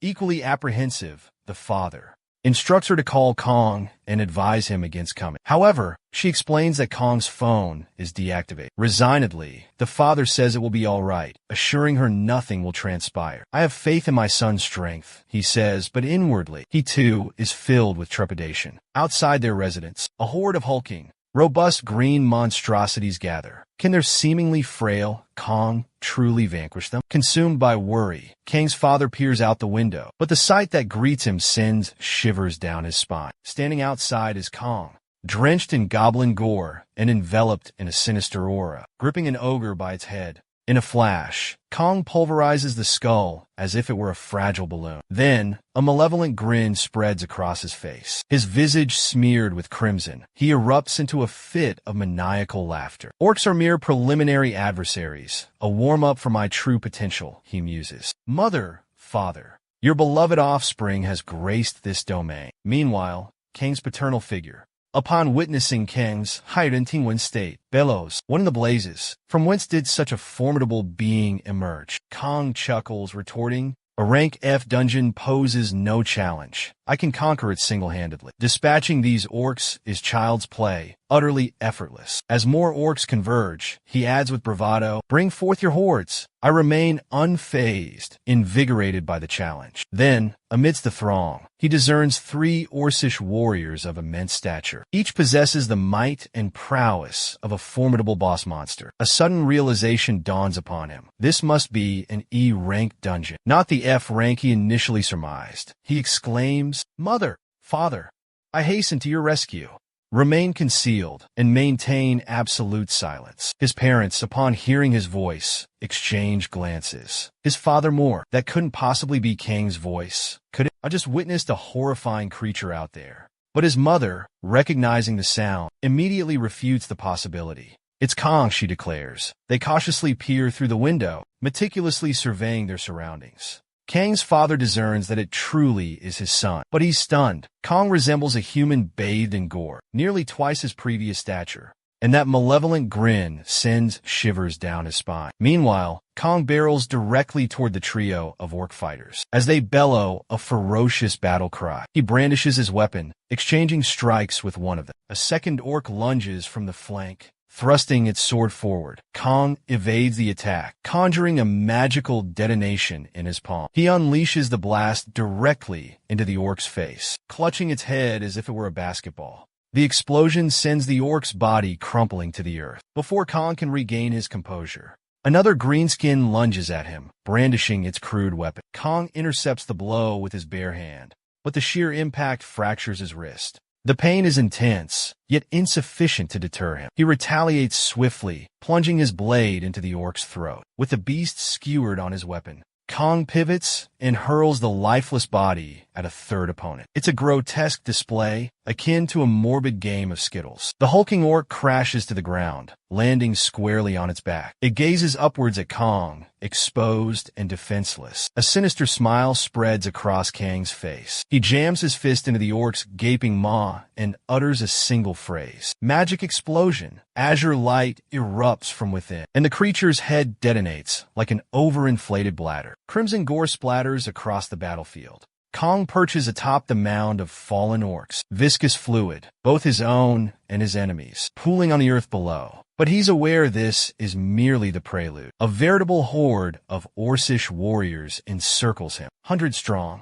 and then a thunderous tread echoes around him. His gaze lifts to meet a colossal orc, dwarfing all others. It's the orc commander. The behemoth unleashes a guttural, chilling bellow. "Kung a fazet muter." So, you're the head honcho, huh? Hideous, are you? He'd planned to conserve his mystical energy for healing, but that strategy seems untenable now. He invokes his colossal might, augmenting his force by 3/5 and inhales deeply, releasing a leonine roar. "Let's test your mettle." He lunges toward the orc general. The orc general connects a blow to Kang's face, splattering crimson from his nose and propelling him backward. Kang collides with several other orc combatants, who promptly hurl him back towards their leader like a discarded plaything. The realization dawns on Kang. This brute's mocking me as he's flung about, then brutally kicked in the chest. He crashes to the earth. He struggles to his feet, his grip tightening on his blade. Retreat is impossible. My family stands directly behind me. The New York commander is astonished by Kang's unwavering resolve. He battles fiercely, even on the precipice of death. With a roar, Kang charges once more, only to be halted by his mother's distant shriek. He pivots, witnessing orcs scaling their window. Panic overwhelms Kang as, his battered face and swollen eyes struggle to remain open. Mustering his remaining strength, he unleashes a lion's roar, bellowing, "You shall not pass, you vile creatures. Defy me and face dire consequences." He lunges towards his parents, desperate to rescue them, but finds himself seized by the orcs. He retaliates ferociously, severing limbs and heads. Yet, as he presses forward, The colossal hand of the orc general clamps down on Kong's head. Construgles in vain, immobilice. With a thunderous crash, the orc general slams Kang's face into the earth. He erupts in maniacal laughter, a twisted grin upon his face. Bloodied and barely clinging to consciousness, Kong murmurs, "I cannot allow them to reach my mother and father." As his trembling hand extends outward, tears cascade down his cheeks. His sight dims, his body chills, and he succumbs to unconsciousness, passing away. But at that very instant, a whirlwind of assaults cleaves the orc commander into quarters. It is none other than our beloved heroine, who has just appeared on the scene. Her fellow guild members materialize, declaring that they have eliminated all remaining Orcish foes. She inquires about the townspeople, and they elucidate their current priorities, extracting the wounded and guaranteeing the safety of the others. She exhales, remarking on the extensive devastation, but acknowledges that due to someone corralling the orcs into a single location, the outcome wasn't as catastrophic as it could have been. She glances towards Kong, stating, "That's him, isn't it? The individual who single-handedly confronted a legion of orcs until our arrival." She's astonished, yet adds, "Regrettably, that individual perished." As she's on the verge of directing them to handle Kang's remains, with the utmost reverence, she observes the corpse is missing, disappeared, leaving behind only his garments. In the meantime, Kong abruptly awakens with a start, his eyes completely agape. Kong proved to be merely a toad in an F-rank scenario. Indeed, and one could wager his descent into villainy will commence if his folks meet their demise. Kong is positioned atop a tree limb, the identical location of his previous slumber. Abruptly, the system alerts him his Z-rank ability, Resurrection, has been activated. Due to the absence of a designated revival point, he was restored to life at his most recent resting spot. As a consequence, Kang's level diminishes by 1, and all his attributes are halved. In that instant, with a flash of insight, Kong comprehends the implication. He expired and faltered in safeguarding his parents. His hands clench in a fist, burdened by the crushing weight of his shortcomings. Seizing his weapon, a surge of resolve propels him toward an immediate return. As he descends from the treetop, a stark shift in his attributes prompts a muttered curse. "Damn, this body feels like lead." He breaks into a run, his thoughts a whirlwind of panic. A desperate plea echoes in his mind. "Please be alive, please be alive." The mantra repeats relentlessly within him. But upon reaching the structure, Kong is met with an eerie silence. The area is utterly devoid of life, his family's dwelling included. After a night of restless wandering, he encounters a military contingent and requests the use of an officer's communication device to reach Kim. Only then does the devastating truth reach him. His father has suffered the loss of both arms, and his mother lies comatose. Consumed by rage, Kong pulverizes the phone in his grasp. 2 months pass. News outlets report on the Dogan Guild's pursuit of a formidable creature within a D-rank labyrinth. They bring up the Devil's Anus and mention Kian, the leader of their guild. They also discuss a recently emerged C-rank dungeon. A look of apprehension washes over Juhei's face. She inquires whether Kong is embarking on another dungeon expedition. Without delay, but with a lingering trace of melancholy in his tone, Kong confirms yes. Juhei, filled with anxiety, exclaims, "You've already perished 3 times this week." But Kong, seemingly unperturbed, reassures her, "I'm all right," as he departs. She attempts to console him, saying it wasn't his doing, that his parents met their fate,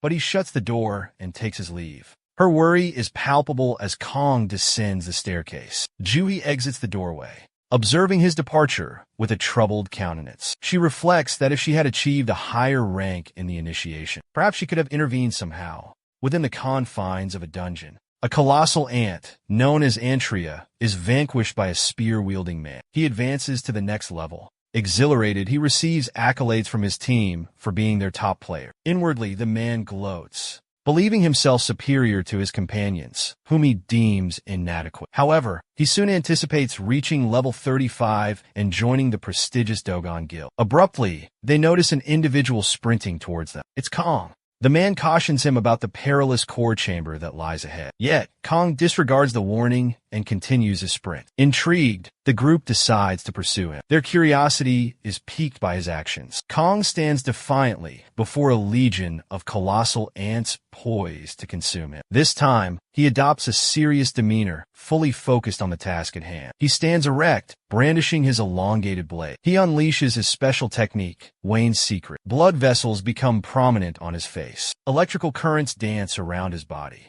Kong emits a guttural growl, as if preparing to unleash a devastating Chidori attack. Wayne's clandestine technique amplifies all attributes by 40%, excluding mana, upon activation, but this enhancement diminishes over time. The user's physique will decay. As the ants swarm upon Kong, he fixes them with a menacing glare and commences a widespread extermination. A sinister grin stretches across his countenance. In the meantime, the arrogant level 35 player and his companions arrive at the location and are utterly astounded. Their jaws drop in sheer astonishment. They bear witness to Kong effortlessly obliterating the ant horde. Kong advances towards the dungeon core, declaring that he only recently obtained Wayne's confidential information yesterday, and it harmonizes flawlessly with his regenerative capabilities. This ability perpetually incinerates his form, but coupled with his self-mending, his physical restoration has attained rank A. Now, even if his limb were severed, it would be revitalized instantly. I assure you, he's morphing into Deadpool with each passing day. He ponders aloud. Just then, the haughty individual hails Kong from the rear and inquires about his well-being. Kong responds, "I'm in far better shape."